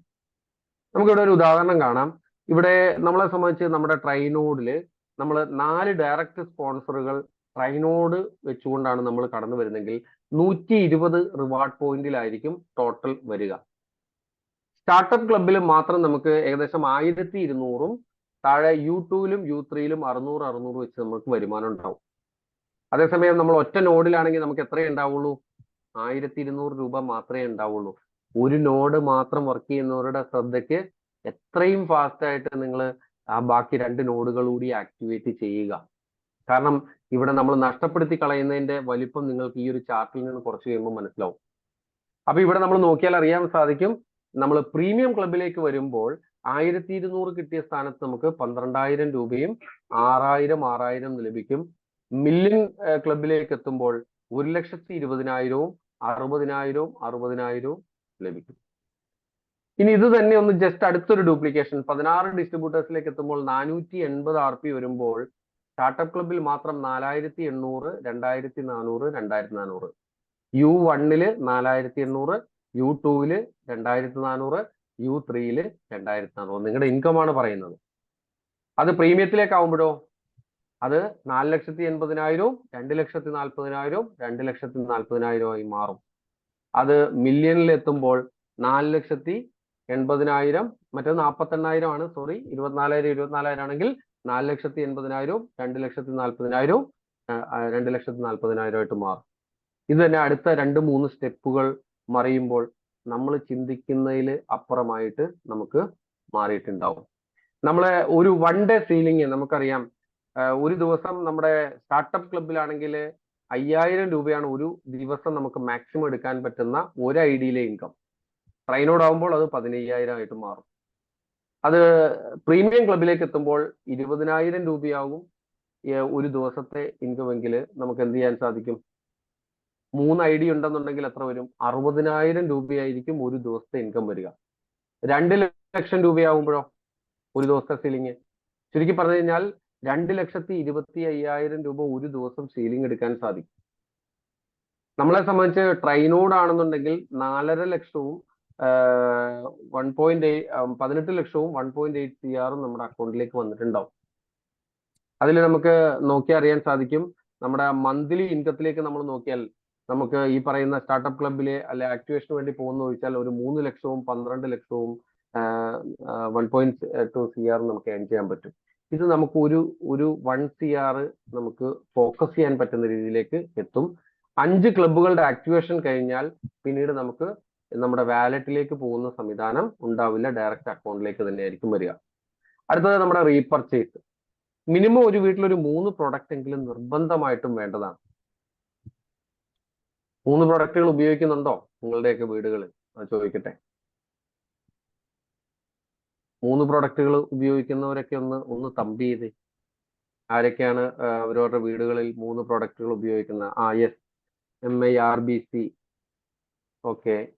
പിന്നെ MI Hamsakutty, okay. Legends, Yamuna, yes, okay. 3 പ്രൊഡക്റ്റുകൾ ഉപയോഗിക്കുന്നവരുടെ ലിസ്റ്റുകൾ വന്നുകൊണ്ടിരിക്കുകയാണ്. Taj universe, okay. മിനിമം ഒരു വീട്ടില് അസുഖം വേണമെന്നൊന്നുമില്ല, അസുഖം വരാതിരിക്കാൻ നമുക്കൊരു 3 പ്രൊഡക്റ്റുകൾ നിർബന്ധമായിട്ട് ഉപയോഗിക്കേണ്ട ഒരു സാഹചര്യം ഉണ്ട്. നമുക്കിവിടെ റീപർച്ചേസ് അബണ്ടൻസിനെ കുറിച്ചാണ് നമ്മൾ സംസാരിക്കുന്നത്. മറ്റൊന്നുമല്ല, നമുക്കൊരു 10 കസ്റ്റമർ ഉണ്ടെങ്കിൽ 1 ലക്ഷം ഡിസ്ട്രിബ്യൂട്ടർ വെച്ച് 10 കസ്റ്റമർ 10 ലക്ഷം കസ്റ്റമർ അല്ലെ, ടോട്ടൽ 11 ലക്ഷം കസ്റ്റമർ. ഒരു മന്ത്ലി ഒരു പ്രോഡക്റ്റ് വെച്ചാണെങ്കിൽ 1 CR RPയിലേക്ക് എത്തും. മന്ത്ലി ഇൻകം എല്ലാം കൂടി നോക്കുമ്പോൾ 10 CR ആയിരിക്കും നമ്മുടെ ഇൻകം വരുന്നത്. അതിന്റെ പകുതിയെ നടന്നുള്ളെങ്കിൽ 5 CR ഇൻകം വേണ്ട. ഒരു 100 ഇതാണെങ്കിൽ യെസ്, എല്ലാവരും 3 പ്രൊഡക്റ്റ് മിനിമം ഉപയോഗിക്കുന്ന നിരവധി ആൾക്കാർ ഇതിൻ്റെ അകത്തുണ്ടെന്ന് അറിയുന്നതിൽ വളരെ സന്തോഷമുണ്ട്. കാരണം എല്ലാവരും മെസ്സേജുകൾ ഇട്ട് കഴിഞ്ഞു. ഞാൻ പറയുന്നത് വെറും ഒരു 100 ഡിസ്ട്രിബ്യൂട്ടേഴ്സ് ഉണ്ടെങ്കിൽ 1,00,000 രൂപ മന്ത്ലി ഇൻകം എടുക്കാൻ പറ്റുന്ന വളരെ സിമ്പിൾ പ്ലാൻ. ഇതിലേക്ക് എടുക്കണമെങ്കിൽ 2-3 കാര്യങ്ങളൂടെ നമുക്ക് ചർച്ച ചെയ്തുകൊണ്ട് ഈ പ്രോഗ്രാം വൈൻഡപ്പ് ചെയ്യാം. നമുക്ക് പ്രധാനമായിട്ടും ഒരു 7 സക്സസ് സ്റ്റെപ്പുകളാണ്. അത് നമ്മൾ ഓർത്തിരിക്കണം. ഒന്ന്, ഒരു നല്ല ലിസ്റ്റ് ഉണ്ടാക്കുക എന്നുള്ളത്. ആ ലിസ്റ്റിൽ നിന്ന് ഇതിനനുയോജ്യമായ ആൾക്കാരെ സെലക്ട് ചെയ്യുക, അവരെ എങ്ങനെ പ്രോഗ്രാമുകളിലേക്കും അപ്പോയിന്റ്മെന്റ് എടുക്കാനുള്ള ഇൻവിറ്റേഷൻ കൊടുക്കാം എന്നുള്ളത്. ഈ പ്ലാൻ എങ്ങനെ മനോഹരമായിട്ട് എക്സ്പ്ലെയിൻ ചെയ്യാം, അപ്പോൾ ശ്രദ്ധിക്കേണ്ട കുറച്ച് കാര്യങ്ങൾ. ഫോളോ അപ്പ് എങ്ങനെ ചെയ്യാം, പ്രോഗ്രസ് ഇവാലുവേഷൻ നടത്തേണ്ടതിന്റെ ആവശ്യകതകൾ, ഡ്യൂപ്ലിക്കേഷൻ ആൻഡ് കമ്മിറ്റ്മെന്റ്. ഇത്ര കാര്യങ്ങൾ പറഞ്ഞുകൊണ്ട് നമുക്ക് ഈ പ്രോഗ്രാം വൈൻഡപ്പ് ചെയ്യാം. സമയക്കുറവുകൊണ്ട് ഞാൻ കുറച്ച് സ്പീഡിൽ പോകും. അതിൽ എന്തെങ്കിലും ഡൗട്ടുകളൊക്കെ ഉണ്ടെങ്കിൽ നിങ്ങൾക്ക് ചാറ്റ് ചെയ്ത് ചോദിക്കാം. ഒന്ന്, ഫസ്റ്റ് നല്ലൊരു ലിസ്റ്റ് ഉണ്ടാക്കുക. ഈ ലിസ്റ്റ് ഉണ്ടാക്കുമ്പോൾ ശ്രദ്ധിക്കേണ്ട ഒരു കാര്യം, ഒരു കാരണവശാലും ഒരു മുൻവിധിയോടുകൂടി നിങ്ങൾ ലിസ്റ്റ് ഇടാനിരിക്കരുത്. അതായത് അവർ ചെയ്യും, ഇവർ ചെയ്യില്ല, ഇവർക്കത് ആവശ്യം, ഇവർ വന്നു കഴിഞ്ഞാൽ തകർക്കും. ഇതൊന്നും നമ്മളുടെ കയ്യിലിരിക്കുന്ന കാര്യങ്ങളല്ല. നമ്മൾ ഒരു മുൻവിധിയും കൂടാതെ നമുക്ക് പരിചയമുള്ള നമ്മുടെ ബന്ധുക്കളുടെയും സുഹൃത്തുക്കളുടെയും ഒരു നല്ല ലിസ്റ്റ് ഉണ്ടാക്കുക. ലിസ്റ്റ് ഇട്ട് വരുമ്പോൾ ഭയങ്കര, ഇപ്പൊ പണ്ടത്തെ പോലല്ല, നമുക്ക് ആൻഡ്രോയിഡ് ഫോണും ഒക്കെ ഐഫോണും ഒക്കെ കയ്യിലുള്ളതുകൊണ്ട് നമ്മൾ എടുത്തു കഴിഞ്ഞാൽ ലിസ്റ്റ് വെറുതെ ഫോണിൽ നോക്കിയാൽ തന്നെ മിനിമം ഒരു 1000 പേരുടെ ലിസ്റ്റ് കിട്ടും. ഈ ലിസ്റ്റ് ഇട്ടതിന് ശേഷം ഇത് നമുക്ക് എന്ത് ചെയ്യണം, ഇതിനെ ഒന്ന് സെലക്ട് ചെയ്യണം. ഈ ബിസിനസ്സിന് എന്ന് വെച്ചാൽ എല്ലാവരോടും പറയേണ്ടെന്നല്ല, നമുക്ക് ആദ്യം പറയേണ്ട ആരോടെന്നുള്ളത് നമുക്കൊന്ന് സെലക്ട് ചെയ്യാം. നമ്മൾ കല്യാണം വിളിക്കാനൊക്കെ ആയിട്ട് ലിസ്റ്റ് ഇടുന്ന സമയത്ത് അത് ആൾക്കാരെ ഒന്ന് കുറയ്ക്കേണ്ടി വരുമ്പോൾ നമ്മളൊന്ന് ലിസ്റ്റ് ചുരുക്കൂലേ? കുറച്ചുകൂടെ പ്രധാനപ്പെട്ട അങ്ങനെയുള്ള ആരെയാണ്? നമുക്കൊരു ടൈസൺ ഫോർമുല അപ്ലൈ ചെയ്തുകൊണ്ട് നമുക്ക് അത് ചുരുക്കാം. ഒന്ന്, എന്താണ്? ടൈമുള്ള വ്യക്തിയായിരിക്കണം. ടൈമുള്ള വ്യക്തി, അതായത് കുറച്ചെങ്കിലും ഒരു സമയം ഇതിനു വേണ്ടി തയ്യാറാക്കാൻ അല്ലെങ്കിൽ ഇതിനു വേണ്ടി മുടക്കാൻ തയ്യാറുള്ള വ്യക്തികളെ ആ വലിയ ലിസ്റ്റിൽ നിന്ന് ഷോർട്ട് ചെയ്ത് എഴുതുക. അതുപോലെ തന്നെ ഒരു ഇൻട്രസ്റ്റ് കുറച്ചൊക്കെ നമുക്കറിയാൻ സാധിക്കില്ല, കുറച്ചൊക്കെ ഇങ്ങനെയുള്ള കാര്യങ്ങളൊക്കെ ഇൻട്രസ്റ്റ് കാണിക്കുന്ന ആൾക്കാരെ, അതുപോലെ തന്നെ ക്യാരക്ടർ വൈസ് നല്ല ആൾക്കാരെ നമുക്ക് ലിസ്റ്റ് തന്നെ നോക്കുമ്പോൾ അറിയാൻ പറ്റും. ഇന്ന ആൾക്കാരൊക്കെയാണ് ഇതിന് ആപ്റ്റ് ആയിട്ടുള്ളത്. എന്തൂസിയാസ്റ്റിക് ആയിട്ടുള്ള ആൾക്കാര്. ചില ആൾക്കാരുണ്ട് എപ്പോഴും ഭയങ്കര എന്താ പറയാ, പഴങ്കഞ്ഞി കുടിച്ചോലിരിക്കും. ഈ ബിസിനസ്സിന് അനുയോജ്യരല്ല അവര്. എപ്പോഴും ഒന്നും ഇങ്ങനെ തെറിച്ചു നിൽക്കുന്ന ഒരു ക്യാരക്ടർ. അതുപോലെ തന്നെ ഈ പറയുന്ന നീഡി ആയിരിക്കണം. എന്തെങ്കിലും ഒരു റിക്വയർമെന്റ് ഉള്ള ചില ആൾക്കാർ പറയാം അവന് ഭയങ്കര കടവാണ്, അവന് ഇതിന് പറ്റിയല്ല, അവനാണ് ഏറ്റവും അനുയോജ്യരായ ആള്. അപ്പൊ അങ്ങനെ ആ ഒരു ലിസ്റ്റിൽ നിന്ന് വളരെ ഇമ്പോർട്ടന്റ് ആയിട്ടുള്ള ഒരു കുറച്ച് വ്യക്തികളെ നമുക്കൊരു 10-30 പേരെ ഒന്ന് സെലക്ട് ചെയ്ത് വെക്കുക. എന്നിട്ട് അവരെ ഇൻവൈറ്റ് ചെയ്യാനായിട്ട്, അവരെ ഇൻവൈറ്റ് ചെയ്യാൻ എപ്പോഴും ശ്രദ്ധിക്കുന്നത്. ഇൻവിറ്റേഷനിൽ ഒരു പരാജയം സംഭവിക്കുന്നത് എവിടെയാന്ന് ചോദിച്ചാല്, എല്ലാ കാര്യവും നിങ്ങൾ അങ്ങോട്ട് പറയും ഫോണിലൂടെ. ഇന്ന പോലെ ന്യൂട്രാസൂട്ടിക്കലാണ്, പ്രൊഡക്റ്റ് ആണ്, പിന്നെ അവരുടെ അപ്പോയിന്റ്മെന്റ് എടുക്കേണ്ട ആവശ്യമില്ല, പോകേണ്ട ആവശ്യമില്ല. കാരണം അപ്പോയിന്റ്മെന്റിൽ തന്നെ എല്ലാ കാര്യങ്ങളും പറയും, ഈ ഇൻവിറ്റേഷനിൽ തന്നെ. അവിടെ നമ്മൾ എപ്പോഴും നമ്മൾ എല്ലാ കാര്യങ്ങളും പറയരുത്. ജസ്റ്റ് ഒരു ഐഡിയ എന്നാൽ കിട്ടത്തുമില്ല, എന്നാൽ ഐഡിയ ഒരു ചെറിയ രീതിയിലുള്ള ഒരു തോന്നൽ വരുന്ന രീതിയിൽ നമ്മൾ ഇൻവൈറ്റ് ചെയ്യാൻ പാടുള്ളൂ. അത് ചുരുക്കി പറയത്തുള്ള കാര്യം പറയാൻ പാടില്ല, എന്നാൽ നുണയും പറയാൻ പാടില്ല. ആ രീതിയിൽ വേണം നമ്മൾ ഇൻവിറ്റേഷൻ പ്രാക്ടീസ് ചെയ്തെടുക്കാൻ. ഇപ്പൊ ചിലപ്പോൾ ഒരു അപ്പോയിന്റ്മെന്റ് എടുക്കാം, നീ എവിടെ ഉണ്ട്, ജസ്റ്റ് ഞാനൊന്ന് അങ്ങോട്ട് വരാം, നമുക്ക് നേരിട്ട് കാണാം, ഞാൻ തൊട്ടടുത്തുണ്ട്. ഇതൊരു ഇൻവിറ്റേഷൻ ആണ്. ഇനി അല്ല ഒരു പ്രോഗ്രാമിലേക്കാണ് ഇൻവൈറ്റ് ചെയ്യുന്നെങ്കിൽ നമ്മൾ പറയണത് ഇത് വീട് വളരെ നമ്മുടെ ലൈഫിൽ തന്നെ ഒരു വലിയൊരു ലൈഫ് ചേഞ്ചിങ് ആയിട്ടുള്ള ഒരു ഇതാണ്, ഇതൊരു ഫ്രീ വെബിനാറിന്റെ ലിങ്ക് ഞാൻ അയക്കുന്നുണ്ട്, ഒന്ന് പ്രോഗ്രാമിന് കയറും. നേരിട്ടാണെങ്കിൽ ഫിസിക്കൽ മീറ്റ് ആണെങ്കിൽ ആ രീതിയിൽ ഇൻവൈറ്റ് ചെയ്യാം. പക്ഷെ ഇൻവൈറ്റ് ചെയ്യുമ്പോൾ ശ്രദ്ധിക്കേണ്ട ഒരു 3 സ്റ്റെപ്പ് ഉണ്ട്. അത് ഒന്ന്, പലപ്പോഴും പലർക്കും പറ്റുന്നത്, നാളെയാണ് പ്രോഗ്രാം എങ്കിൽ അതിന്റെ തലേദിവസമാണ് ഇൻവിറ്റേഷൻ ശക്തമാക്കുന്നത്. ഒരു കാര്യമില്ല, അവരെല്ലാം പല പല മേഖലകളിൽ തിരക്കിലായിട്ടുണ്ടാവും. അവിടെ നമ്മൾ ഇൻവിറ്റേഷൻ ചെയ്യേണ്ടത് ഒരു 5 ദിവസം മുമ്പെങ്കിലും ഈ പറയുന്ന ആൾക്കാരുടെ സമയത്തെ നമ്മളൊന്ന് വാങ്ങിയിരിക്കണം. അതായത് സേവ് ദ ഡേറ്റ് നമ്മൾ പറയാറുണ്ട് അല്ലേ, അതേപോലെ അവരുടെ ഡേറ്റ് ഒന്ന് ബ്ലോക്ക് ചെയ്യിക്കണം. ആ ബ്ലോക്ക് ചെയ്തതിനു ശേഷം പ്രോഗ്രാമിന് 2 ദിവസം മുന്നേ ഒന്നുകൂടെ റിമൈൻഡ് ചെയ്യണം.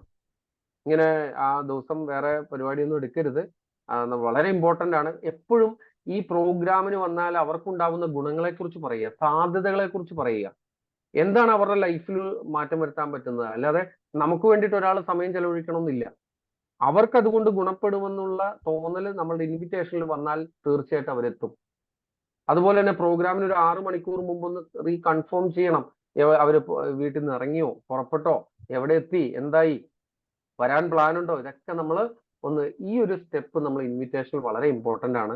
മറ്റൊരു കാര്യം എന്ന് വെച്ചാൽ നമ്മൾ പ്ലാൻ എക്സ്പ്ലെയിൻ ചെയ്യുമ്പോൾ ഡ്രസ് കോഡ് തൊട്ടടുത്ത വീട്ടിലാണെങ്കിൽ പോലും പോകുമ്പോൾ പ്രോപ്പർ ഡ്രസ് കോഡിൽ പോവുക.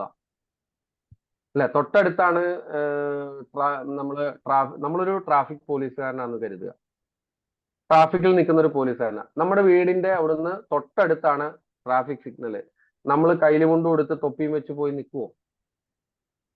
ഡ്രസ് കോഡ്, കാരണം എന്താ, അങ്ങനെ പോയി നിന്ന് നമ്മൾ വണ്ടി സ്റ്റോപ്പ് ചെയ്ത് കഴിഞ്ഞാൽ ഒരാൾ നിർത്തൂല, അല്ലെ, ഏതൊരു വട്ടം വന്ന് നിൽക്കുന്നെന്ന് പറയും. അതേപോലെ എല്ലാ പണിക്കും അതിൻ്റെതായ ഡ്രസ് കോഡ് ഉണ്ട്. ആ ഡ്രസ് കോഡ് വളരെ ഇമ്പോർട്ടൻ്റ് ആണ്. തൊട്ടടുത്താന്ന് പറഞ്ഞിട്ട് കാര്യമില്ല, നൈറ്റ് ഇട്ട് പോകരുത്, തൊട്ടടുത്ത് കാവിമുണ്ട് കൊടുത്ത് പോകരുത്. ഇങ്ങനെയുള്ള കാര്യങ്ങളൊക്കെ ഒന്ന് ശ്രദ്ധിക്കേണ്ടത് വളരെ അനിവാര്യമാണ്. അതുപോലെ തന്നെ ഓർഗനൈസിങ് പാറ്റേൺ. നമ്മൾ ആ ഒരു വീട്ടിൽ കയറി ചെന്ന് പ്ലാൻ പറയുന്ന സമയത്ത് ആ പ്ലാൻ കേൾക്കാനിരിക്കുന്ന വ്യക്തിയും പറയാൻ ഉദ്ദേശിക്കുന്ന വ്യക്തിയും തമ്മിൽ ഏകദേശം അടുത്തടുത്ത് ഗ്യാപ്പിലായിരിക്കണം. ഒരാൾ ഇങ്ങേറ്റം ഒരാൾ അങ്ങേറ്റം പോയിരുന്നു കഴിഞ്ഞാൽ ആ പ്ലാൻ കൊടുക്കുന്നതിൽ ഒരു സുഖം ഉണ്ടാവില്ല.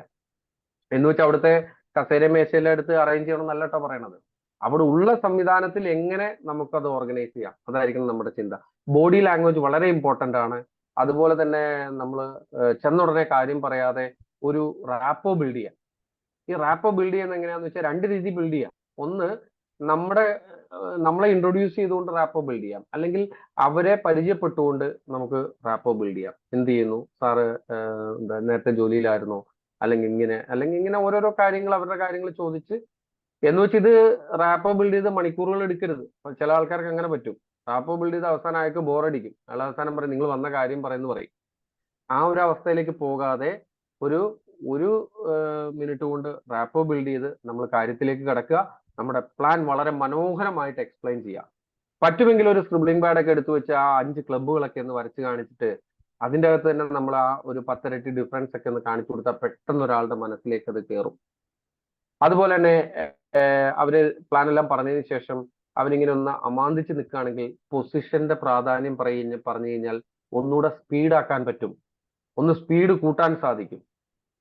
അതുപോലെ തന്നെ ഇതിനു മുമ്പുള്ള എൻട്രി ഡീറ്റെയിൽസ് ഒക്കെ ഷോ ചെയ്യാം. ഏതാണ്, ഗൂഗിൾ പേ ചെയ്ത സ്ലിപ്പുകളൊക്കെ ഉണ്ടെങ്കിൽ പടപടാന്ന് ഇങ്ങനെ എടുത്ത് കാണിക്കണം. അത് കണ്ടോ, ഇന്നലെ വന്ന എൻട്രികളാണ്. എൻട്രികൾ ഇങ്ങനെ വന്നുകൊണ്ടേയിരിക്കുകയാണ്. ഫാസ്റ്റായിട്ട് കയറി നിന്നാൽ നമുക്കൊരു ടീമായിട്ട് ഒന്നിച്ചു പോകാൻ പറ്റും. അതിന്റെ പല ഗുണങ്ങളും നിങ്ങൾക്കൂടെ ലഭിക്കാനുള്ള സാധ്യതയുണ്ട്. ഇതെല്ലാം പറഞ്ഞുകൊണ്ട് നമുക്ക് അവരെ ഒന്ന് സ്പീഡാക്കാൻ പറ്റും. അടുത്തത് നമ്മൾ സൈൻ അപ്പ് ആണ്.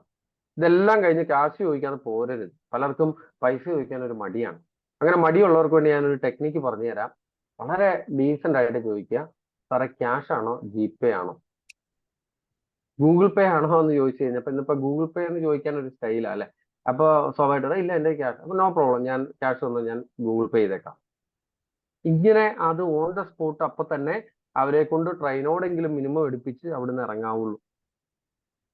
പിന്നെ ഓൺ ദ സ്പോട്ടിൽ നമുക്ക് ഓപ്പണിംഗ് നടന്നില്ലെങ്കിൽ 2 കാര്യങ്ങൾ വളരെ ഇമ്പോർട്ടന്റ് ആണ്. ഒന്ന് ഫോളോ അപ്പ് ആണ്. അത് റെഗുലർ ഇന്റർവെല്ലിൽ നിങ്ങൾ ഫോളോ അപ്പ് ചെയ്യാൻ പഠിക്കണം. റെഗുലർ ഇന്റർവെൽ എന്ന് പറയുമ്പോൾ ഒരു പ്രോജക്റ്റ് നമ്മൾ പറഞ്ഞിട്ടുണ്ടെങ്കിൽ 24 മണിക്കൂറിനകം ആദ്യത്തെ കമ്മ്യൂണിക്കേഷൻ നടന്നിട്ടുണ്ടാവണം. പിന്നീട് ഒരു 3-ാമത്തെ ദിവസം കമ്മ്യൂണിക്കേഷൻ നടന്നിട്ടുണ്ടാവണം. ഒരു 7 ദിവസത്തിനുള്ളിൽ അടുത്തൊരു കമ്മ്യൂണിക്കേഷൻ, 3-ാമത്തെ ഫോളോ അപ്പ് നടന്നിട്ടുണ്ടാവണം. ഈ ഫോളോ അപ്പ് ചെയ്യാൻ വേണ്ടിയിട്ട് സെയിൽസ് നിങ്ങൾ മാറ്റി വെക്കരുത് കേട്ടോ. ഞാൻ ഈ അടുത്ത ഫോളോ അപ്പുകൾ ഉണ്ട്, അതുകൊണ്ട് ഞാൻ ഇപ്പം ക്യാഷ് മേടിക്കുന്നില്ല എന്ന് പറയും. നമ്മുടെ ഉദ്ദേശം അവരെ സ്റ്റാർട്ട് ചെയ്യിക്കുക എന്നുള്ളതാണ്. അവരെപ്പോഴാണോ അതിന് വില്ലിങ് ആവുന്നത്. അതുപോലെ തന്നെ നമ്മൾ പ്ലാൻ പറയുന്ന സമയത്ത് ചിലപ്പോൾ അവർ ബൈങ് സിഗ്നൽസ് വരും. നമ്മൾ ഇതെല്ലാം പറഞ്ഞിട്ട് ഫൈനൽ ചെയ്യാമെന്ന് ചിന്തിക്കരുത്. ബൈങ് സിഗ്നൽ എന്തൊക്കെയാന്ന് ചോദിച്ചാൽ, എന്താണ് നിങ്ങളുടെ പ്രോഡക്റ്റിന്റെ വില, അല്ലെങ്കിൽ ഞാൻ എന്തൊക്കെ ഉപയോഗിക്കണം, അല്ലെങ്കിൽ ഞാൻ ബിസിനസ് ചെയ്ത് കഴിഞ്ഞാൽ ട്രൈ നോഡ് തന്നെ എടുക്കണോ, അല്ലെങ്കിൽ സിംഗിൾ നോഡ് എടുത്ത് എനിക്ക് സ്റ്റാർട്ട് ചെയ്താൽ ബെനിഫിറ്റ് ഉണ്ടാവോ, ഇതൊക്കെ ബൈങ് സിഗ്നൽസ് ആണ്. Can you explain good company? Okay, good company നമ്മൾ പറഞ്ഞത് വേറൊന്നുമല്ല, നമ്മൾ ആദ്യത്തെ ടോപ്പിക്കിൽ പറഞ്ഞ കാര്യമാണ്. ഒന്ന്, നമ്മളൊരു സുഹൃത്തിന്റെ മുന്നിൽ വെച്ച് പ്രോഡക്റ്റ് പറയുമ്പോൾ അദ്ദേഹം നമ്മൾ പ്രോഡക്റ്റ് കൊടുത്തു, ആ സുഹൃത്ത് ഉപയോഗിച്ചുകൊണ്ടിരിക്കുമ്പോൾ അയാളുടെ മുമ്പിൽ വെച്ച് മറ്റൊരു സുഹൃത്തിന്റെ അടുത്ത് നമുക്ക് നമ്മളുടെ പ്രോഡക്റ്റ് കൺവിൻസ് ചെയ്യാൻ പറ്റിയാൽ നല്ല പ്രൊഡക്ഷൻ നല്ലൊരു കമ്പനിയായിട്ട് മാറും അത്. കാരണം എന്തുകൊണ്ടാന്ന് ചോദിച്ചാൽ പലപ്പോഴും ആള് പോട്ടെ, ഇല്ലെങ്കിൽ അവൻ നെഗറ്റീവ് ആക്കും എന്നുള്ള പേടി കൊണ്ട് ഇത് ചെയ്യില്ല. രണ്ടാമത്തെ കാര്യം എന്ന് പറയുന്നത്, സാധാരണക്കാർക്ക് അഫോർഡബിൾ ആയിട്ടുള്ള റേറ്റ് ആയിരിക്കണം. അത് വളരെ ഇമ്പോർട്ടന്റ് ആണ്. അതായത് വലിയ നല്ല റിസൾട്ട് ഉള്ള പ്രോഡക്റ്റ് ആണെന്ന് പറഞ്ഞുകൊണ്ട് കോസ്റ്റ് ഭയങ്കരമാണെങ്കിൽ സാധാരണക്കാർക്ക് അത് ഉപയോഗിക്കാൻ പറ്റില്ല. അതുപോലെ തന്നെ TDSഉം GST ഒക്കെ പ്രോപ്പറായിട്ട് പേ ചെയ്യുന്ന കമ്പനിയാണോ? സയന്റിഫിക്കലി പ്രൂവൺ പ്ലാൻ ആണോ? ഇപ്പൊ ഞാൻ പറഞ്ഞുകൊണ്ടിരുന്ന മുഴുവൻ സയന്റിഫിക്കലി പ്രൂവൺ ആണ്. കാരണം ITB എവിടുന്ന് കൊടുക്കുന്നു എന്ന് പറഞ്ഞു, എങ്ങനെ കൊടുക്കുന്നു എന്ന് പറഞ്ഞു. കാരണം ഫസ്റ്റ് പർച്ചേസ് പ്ലാനിലുള്ള ഓരോ വോളിയത്തിൽ നിന്ന് 5 രൂപ മാറ്റി വെക്കുന്നു. അതുപോലെ തന്നെ ഇത് ഡെവലപ്മെന്റ് ഇൻകം എവിടുന്ന് കൊടുക്കുന്നു, റീപർച്ചേസ് നടക്കുന്ന ഓരോ വോളിയത്തിൽ നിന്ന് 5 രൂപ മാറ്റി വെക്കുന്നു. ഗ്ലോബൽ റോയൽറ്റി എങ്ങനെ കൊടുക്കുന്നു, റീപർച്ചേസിൽ നിന്നുള്ള ഓരോ വോളിയത്തിൽ നിന്ന് 10 രൂപ വെച്ച് മാറ്റി വെക്കുക. അത് സയന്റിഫിക്കലി പ്രൂവൺ ആണ്. ചില കമ്പനിക്കാർ പറയും അതൊക്കെ സമയമാകുമ്പോൾ കൊടുത്തോളൂ, നിങ്ങൾ അതിനെക്കുറിച്ചൊന്നും ചിന്തിക്കേണ്ട എന്ന് പറഞ്ഞ ചൂടായ വ്യക്തികൾ വരെ ഉണ്ട്. അപ്പം ഇങ്ങനെയുള്ള ഘടകങ്ങളെല്ലാം ഒന്നിച്ചു വരുന്നതാണ് ഒരു നല്ല കമ്പനിയായിട്ട് നമുക്ക് സെലക്ട് ചെയ്യാൻ പറ്റുന്നത്. പ്രോഡക്റ്റിനും പ്രോജക്റ്റിനും ഒരുപോലെ പ്രാധാന്യം കൊടുക്കുന്ന കമ്പനികളായിരിക്കണം. ക്ലിയർ ആയി കാണുമെന്ന് വിശ്വസിക്കുന്നു. ഓക്കെ, നമ്മൾ ഫോളോ അപ്പിലാണ് നിൽക്കുന്നത്. ഇതിന്റെ ഇടയ്ക്ക് ഒരു ഡൗട്ട് ചോദിച്ചുകൊണ്ട് പറഞ്ഞതേ ഉള്ളൂ. ഫോളോ അപ്പിൽ വേറൊന്നുമില്ല, റെഗുലർ ഇന്റർവെല്ലിൽ നമ്മൾ ഫോളോ അപ്പ് ചെയ്തില്ലെങ്കിൽ ആ വ്യക്തിക്ക് അത് ബോറടിക്കും, അതൊരു അരോചകമായിട്ട് തോന്നും, നമ്മളോടുള്ള ഒരു ഇഷ്ടം കുറയാനുള്ള സാധ്യതയുണ്ട്. കോവിൻ ഓക്കെ, ക്ലിയർ ആയി കാണുമെന്ന് വിശ്വസിക്കുന്നു. അതുപോലെ തന്നെ അതേസമയം നമുക്കൊരു റെഗുലർ ഇന്റർവെൽ ഉണ്ടെങ്കിൽ സ്വാഭാവികമായിട്ട് അവർക്ക് എന്താണ്, അവർക്ക് തന്നെ തോന്നും, ഇവൻ കുറച്ച് ബിസിയാന്ന് തോന്നുന്നു, എന്നാലും അവൻ എന്നെ തപ്പി വന്നല്ലോ, അപ്പൊ അവരുടെ കൂടെ നിൽക്കാം എന്നൊരു ചിന്താഗതി. ഇതാണ് ഫോളോ അപ്പിൽ നമ്മൾ ശ്രദ്ധിക്കേണ്ട കുറെ കാര്യങ്ങളുണ്ട്. ഫോളോ അപ്പ് ഒക്കെ സബ്ജക്ട് എന്ന് പറഞ്ഞാൽ ഒരു ദിവസം നിന്ന് ട്രെയിനിങ് എടുക്കാൻ പറ്റുന്ന ഒരു സബ്ജക്റ്റ് ആണ്. നമുക്ക് സമയക്കുറവുണ്ട്, കാരണം ഇപ്പൊ തന്നെ സമയം കുറച്ച് അതിക്രമിച്ചിരിക്കുകയാണ്. ഞാൻ പെട്ടെന്ന് നിർത്താം. അടുത്തത് പ്രോഗ്രസ് ഇവാലുവേഷൻ. പ്രോഗ്രസ് ഇവാലുവേഷൻ നിങ്ങൾ ഒരു ചെറിയ ടീം ആയിക്കോട്ടെ, 4 പേരുടെ ടീമേ ഉള്ളൂ. ആ 4 പേര് കൂടി ഒരാഴ്ച അവസാനം നിങ്ങൾ ഇരിക്കുക, ഒരു കട്ട് ഓഫ് കഴിയുമ്പോൾ ഇരിക്കുക. എന്നിട്ട് കഴിഞ്ഞ ആഴ്ചയിൽ എന്തൊക്കെയാണ് പ്ലാൻ ചെയ്തത്, അത് എത്രത്തോളം നടത്താൻ സാധിച്ചു. അപ്പൊ നടത്താൻ പറ്റിയില്ല, അപ്പൊ നമ്മൾ ദേഷ്യപ്പെടരുത്, നീ എന്തുകൊണ്ട് നടത്തിയില്ല, നമ്മൾ പ്ലാൻ ചെയ്തിട്ട് എന്താ നടത്താത്തെ, അങ്ങനെ ദേഷ്യപ്പെടണ്ട. സ്നേഹത്തോടു കൂടി തന്നെ അവരോട് പറയാം, ഓക്കെ കഴിഞ്ഞ പ്രാവശ്യം നടത്താൻ പറ്റില്ല, നോ പ്രോബ്ലം, നമുക്ക് ഈ ആഴ്ച നമ്മുടെ പ്ലാനിങ് നടത്തണം, ഈ ആഴ്ചത്തേക്കായിട്ടുള്ള പ്ലാനിങ് കൊടുക്കണം. അങ്ങനെ നമ്മൾ ഓരോ വീക്കും പ്ലാൻ ചെയ്യുമ്പോൾ ആ 4 ടീം എന്നുള്ള 16 എന്നുള്ളത് 64 ഇങ്ങനെ നമ്മൾ പോലും അറിയാതെ ലക്ഷക്കണക്കിന് ടീമിന് ഒരു അധിപനായി മാറും. ഓരോ സമയത്തും നമ്മളുടെ റോളുകൾ നമുക്ക് പതുക്കെ പതുക്കെ മാറേണ്ടതായിട്ട് വരും. അപ്പൊ ഇതാണ് പ്രോഗ്രസ് ആൻഡ് ഇവാലുവേഷൻ വരുന്നത്. ഡ്യൂപ്ലിക്കേഷൻ വേറെ ഒന്നുമില്ല, നിങ്ങൾ എന്താണോ ചെയ്തത് അത് തന്നെ നിങ്ങളുടെ ടീമിനെ കൊണ്ട് ചെയ്യിക്കുക. ചില ആൾക്കാർക്കുള്ള ഒരു പ്രോബ്ലം എവിടെയാന്ന് ചോദിച്ചു കഴിഞ്ഞാൽ, നീ ചെയ്താൽ ശരിയാവൂല, ഞാൻ ചെയ്താലേ ശരിയാവൂ. അവർക്ക് പറ്റിയ പണിയല്ല കേട്ടോ ഡയറക്റ്റ് അല്ലെങ്കിൽ. അതുപോലെ തന്നെ ചില ആൾക്കാരുണ്ട്, ഞാനാണ് അധിപൻ, ഞാനാണ് എല്ലാം, എനിക്കാണ് എല്ലാം അറിയാവുന്നത്. അങ്ങനെയുള്ളവർക്കും ടീം ഡെവലപ്പ് ചെയ്യാൻ പാടായിരിക്കും. നമ്മുടെ കൂടെ വരുന്ന ഒരാള് അറിവ് കാണിക്കുന്നുണ്ടെങ്കിൽ അവനെ അങ്ങോട്ട് ഉയർത്തി വിട്ടേക്കുക. നമ്മളെക്കാളും വലിയൊരു ആളാക്കാൻ പറ്റുമെങ്കിൽ ഏറ്റവും നല്ലത്. കാരണം അങ്ങനെ കുറച്ച് ആൾക്കാർ നമ്മുടെ ടീമിൽ വന്നാൽ നമ്മളെ സംബന്ധിച്ച് നമ്മൾ റിട്ടയർമെന്റിലേക്ക് എത്തി. അപ്പൊ അത് എത്തണം എന്നുണ്ടെങ്കിൽ നമ്മൾ ചെയ്യേണ്ട കുറച്ച് പണികളുണ്ട്. വേറെ ഒന്നുമില്ല, ഇതുപോലുള്ള NGOസിൽ നിങ്ങളുടെ കൂടെ സ്റ്റാർട്ട് ചെയ്ത ആൾക്കാരെ നിരന്തരം നിങ്ങൾ കറക്റ്റ് ഒരു സൂം പ്രോഗ്രാം വരുന്നതിന് മുമ്പും രാവിലെയൊക്കെ അവരൊന്ന് റിമൈൻഡ് ചെയ്യുക. ഇത് തുടങ്ങുന്നതിന് തൊട്ട് മുമ്പൊന്ന് വീണ്ടും റിമൈൻഡ് ചെയ്യുക. അവർ കയറുന്നുണ്ടോ എന്ന് ഉറപ്പുവരുത്തുക. ഇപ്പൊ ഇന്നത്തെ ഈ പ്രോഗ്രാമിൽ നിങ്ങൾ നോക്കി അറിയാൻ പറ്റും എത്ര പേര് നിങ്ങളുടെ ടീമിൽ നിന്ന് കയറിയിട്ടുണ്ട്. ഈ എന്ത് പ്രോഗ്രാം കഴിയുമ്പോൾ തന്നെ വിളിക്കണം, അയ്യോ എന്താണ് നീ കയറാഞ്ഞത്, എന്ത് പറ്റി, കുഴപ്പമില്ല, അടുത്ത ആഴ്ച ഉണ്ട്, അല്ലെങ്കിൽ നാളത്തെ പ്രോഗ്രാം ഉണ്ട്, അതിന് കയറണം. പ്രോഗ്രാമുകളുമായിട്ട് നിന്നാൽ മാത്രമേ നമുക്ക് ഡെവലപ്പ് ചെയ്യാൻ പറ്റുള്ളൂ. ഈ സാധ്യതകൾ പറഞ്ഞു കൊടുത്തുകൊണ്ടേയിരിക്കണം. ഒരു പ്രാവശ്യം പറഞ്ഞാൽ പോരാ, നിരവധി തവണ പറയണം. നിരവധി തവണ പറയുമ്പോഴാണ് ഒരു പ്രാവശ്യം കേൾക്കുകയുള്ളൂ. അപ്പൊ നമ്മൾ NDT പോലുള്ള വർക്ക്ഷോപ്പുകൾ, അതുപോലെ തന്നെ എന്താണ് ഈ ഇൻഡസ്ട്രിയുടെ സ്കോപ്പ്, കമ്പനി എന്താണ്, ലീഗാലിറ്റി എന്താണ് speciality of product, business plan എന്താണ്, ഇത് അതുപോലെ തന്നെ വെബ് എങ്ങനെ നമുക്ക് സൈറ്റ് ഓപ്പൺ ചെയ്യാൻ പറ്റും, ആപ്പ് എങ്ങനെ ഓപ്പൺ ചെയ്യാൻ പറ്റും, സൂം എങ്ങനെ സൂം നമുക്ക് പ്രവർത്തിപ്പിക്കണം, അതുപോലെ ഇതിന്റെ സിസ്റ്റം, ഈ പ്രോപ്പർ സിസ്റ്റം. അതായത് ഫസ്റ്റ് ഒരു സ്ഥലത്ത് നടക്കുന്ന ടീം ഫോർമേഷൻ ആണ്. ടീം ഫോർമേഷൻ എന്ന് പറഞ്ഞു കഴിഞ്ഞാൽ നമുക്ക് ഹോം മീറ്റിങ്ങിലൂടെയും 1-to-1 ഒക്കെ നമുക്ക് ടീം ഉണ്ടാക്കുന്നത്, അതാണ് ടീം ഫോർമേഷൻ. അത് കഴിഞ്ഞാൽ നേരെ ഈ ടീം ബിൽഡിങ്ങിലേക്ക് മാറും. ടീം ബിൽഡിംഗ് എന്ന് പറയുമ്പോഴത്തേന് എന്താണ്, അടുത്തടുത്ത കെയർ ഓഫ് വന്ന് പുതിയ ടീമിലേക്ക് മാറുകയാണ്, എക്സ്പാൻഡ് ചെയ്യാൻ തുടങ്ങുകയാണ്. അപ്പൊ നമുക്ക് എന്ത് ചെയ്യാൻ പറ്റും, എല്ലാ സ്ഥലത്തും എത്തിപ്പെടാൻ പറ്റാതെ വരും, അതിനെ ഓർഗനൈസ് ചെയ്യണം. അതാത് സ്ഥലങ്ങളിലെ ഓരോ ലീഡേഴ്സിനെ നമ്മൾ കണ്ടെത്തുകയും അവർക്ക് വേണ്ടുന്ന പ്രോപ്പർ എഡ്യൂക്കേഷൻ കൊടുക്കുകയും അവരെ കൊണ്ട് അത് ഡീൽ ചെയ്യിക്കുകയും ചെയ്യുന്ന ഒരു സംവിധാനം. ടീം ഡെവലപ്പിംഗ് സ്റ്റേജ് എന്ന് പറയുമ്പോഴത്തേന് എല്ലാ സ്ഥലത്തേക്കും നമുക്ക് ആ സമയങ്ങളിലൊക്കെ ജസ്റ്റ് പ്രോഗ്രാമുകളിൽ മാത്രം വന്ന് വിഷ് ചെയ്ത് പോകാനേ പറ്റുള്ളൂ. ആ ലെവലിലേക്ക് മാറും. ഒരു 3 ലെയർ മാനേജ്മെന്റ് സിസ്റ്റം. എന്താണ് 3 ലെയർ മാനേജ്മെന്റ് സിസ്റ്റം? നിങ്ങളുടെ ഇപ്പൊ എക്സാമ്പിൾ പറഞ്ഞാൽ നിങ്ങളുടെ ഒരു പുതിയ ഡിസ്ട്രിബ്യൂട്ടർ ഉണ്ട്. അയാളുടെ ഒരു വർക്കിന് പോകുമ്പോൾ അയാളും നമ്മുടെ അപ്ലൈനും വരുന്ന ഒരു 3 ലെയർ മാനേജ്മെന്റ് സിസ്റ്റം. കഴിവതും 3 ലെയർ ഇനി 3 പേരില്ല എന്ന് പറഞ്ഞുകൊണ്ട് വർക്കിന് പോകാതിരിക്കരുത്. 2 പേരെങ്കിൽ 2 പേര് പോകണം. പക്ഷെ പരമാവധി 3 പേരുണ്ടെങ്കിൽ ഒരു സ്ട്രെങ്ത് ആയിരിക്കും. ആ ഒരു ബിസിനസ് അവിടെ ഓപ്പൺ ചെയ്യാനായിട്ടൊരു ഭയങ്കര എന്താ പറയാ സാധ്യത കൂടുതലായി. അതുപോലെ തന്നെ നമ്മൾ ഈ പറയുന്ന APHC എന്ന് പറയുന്ന ആ ഒരു ലെറ്റേഴ്സ്, 4 ലെറ്ററിന്റെ ഇമ്പോർട്ടൻസ് അല്ലെ. നമുക്കൊരു നല്ലൊരു എയിം ഉണ്ടായിരിക്കണം, പോസിറ്റീവ് ആയിരിക്കണം, നമ്മൾ ഹോണസ്റ്റി ആയിരിക്കണം, ക്യാരക്ടർ ഗുഡ് ആയിരിക്കണം. ഇതൊക്കെ ഉണ്ടെങ്കിൽ നമുക്ക് നല്ലൊരു ടീമിനെ വാർത്തെടുക്കാൻ പറ്റുന്ന നല്ലൊരു ലീഡറായിട്ട് മാറാൻ സാധിക്കുള്ളൂ. അതിലേക്ക് നമുക്ക് എത്താനായിട്ടുള്ള ഒരു നല്ലൊരു കമ്മിറ്റ്മെന്റ് ഇന്ന് നിങ്ങൾ എടുക്കണം. വേറൊന്നുമല്ല, ഇവിടുത്തെ ഏറ്റവും വലിയൊരു ഗുണവും ദോഷവും ഒരേ കാര്യം തന്നെയാണ്. കാരണം ഈ പ്രോജക്റ്റ് തുടങ്ങാനായിട്ട് ഇൻവെസ്റ്റ്മെന്റ് ഇല്ല എന്നുള്ളതാണ് ഏറ്റവും വലിയ ഗുണം. എന്നാൽ അത് തന്നെ അതിന്റെ ദോഷവുമാണ്. പലപ്പോഴും നമ്മൾ ഈ ബിസിനസ്സിനെ സില്ലി ആയിട്ട് കാണാനുള്ള സാധ്യത എന്തുകൊണ്ടെന്ന് വെച്ചാൽ ഇൻവെസ്റ്റ്മെന്റ് ഇല്ലാത്തതുകൊണ്ടാണ്. പക്ഷെ പകരം ഏതൊക്കെ വ്യക്തികൾക്കാണോ ഒരു 25 ലക്ഷം രൂപ മുടക്കി ഒരു മനോഭാവത്തോടു കൂടി ഒരു 2 വർഷം ഒരു 100% കമ്മിറ്റ്മെന്റോടു കൂടി പ്രവർത്തിക്കാൻ നിങ്ങൾ തയ്യാറാണെങ്കിൽ സമയം ആർക്കു വേണ്ടി കാത്തിരിക്കില്ല. ഒരിക്കൽ സമയം നഷ്ടപ്പെട്ടാൽ അത് തിരിച്ചെടുക്കാനും ബുദ്ധിമുട്ടാണ്. അതുകൊണ്ട് നമ്മുടെ പ്രീഷ്യസ് സമയത്തെ, അമൂല്യമായ ഈ സമയത്തെ നഷ്ടപ്പെടുത്താതെ എല്ലാവരും വലിയ വലിയ അച്ചീവ്മെന്റ്സിലേക്ക് എത്തട്ടെ. നിങ്ങളുടെ ജീവിതത്തിലെ അടുത്ത ഒരു 1 ഇയർ കൊണ്ട് നിങ്ങൾ എത്തിപ്പെടാൻ പോകുന്ന നിങ്ങളുടെ ആ ഒരു ഡ്രീംസിലേക്ക് ഇന്ന് തന്നെ കിടന്നുറങ്ങുന്നതിന് മുമ്പ് ആ ഒരു ഡ്രീംസ് എല്ലാം ഒന്ന് എഴുതി വെച്ച്, ഡയറിയിലൊക്കെ ഒന്ന് എഴുതി വെച്ചുകൊണ്ട് നിങ്ങളുടെ ജീവിതത്തിൽ അത് നേടിയെടുക്കാൻ സാധിക്കട്ടെ. എല്ലാവർക്കും ജഗദീശൻ അതിനുള്ള അനുഗ്രഹം തരട്ടെ എന്ന് പറഞ്ഞുകൊണ്ട് ഞാൻ നിർത്തുന്നു. Wish you all the best. Thank you very much. Yes, ഈ പ്രോഗ്രാം വളരെ സശ്രദ്ധം ശ്രവിച്ച എല്ലാവർക്കും എൻ്റെ പേരിൽ അഭിനന്ദനങ്ങൾ.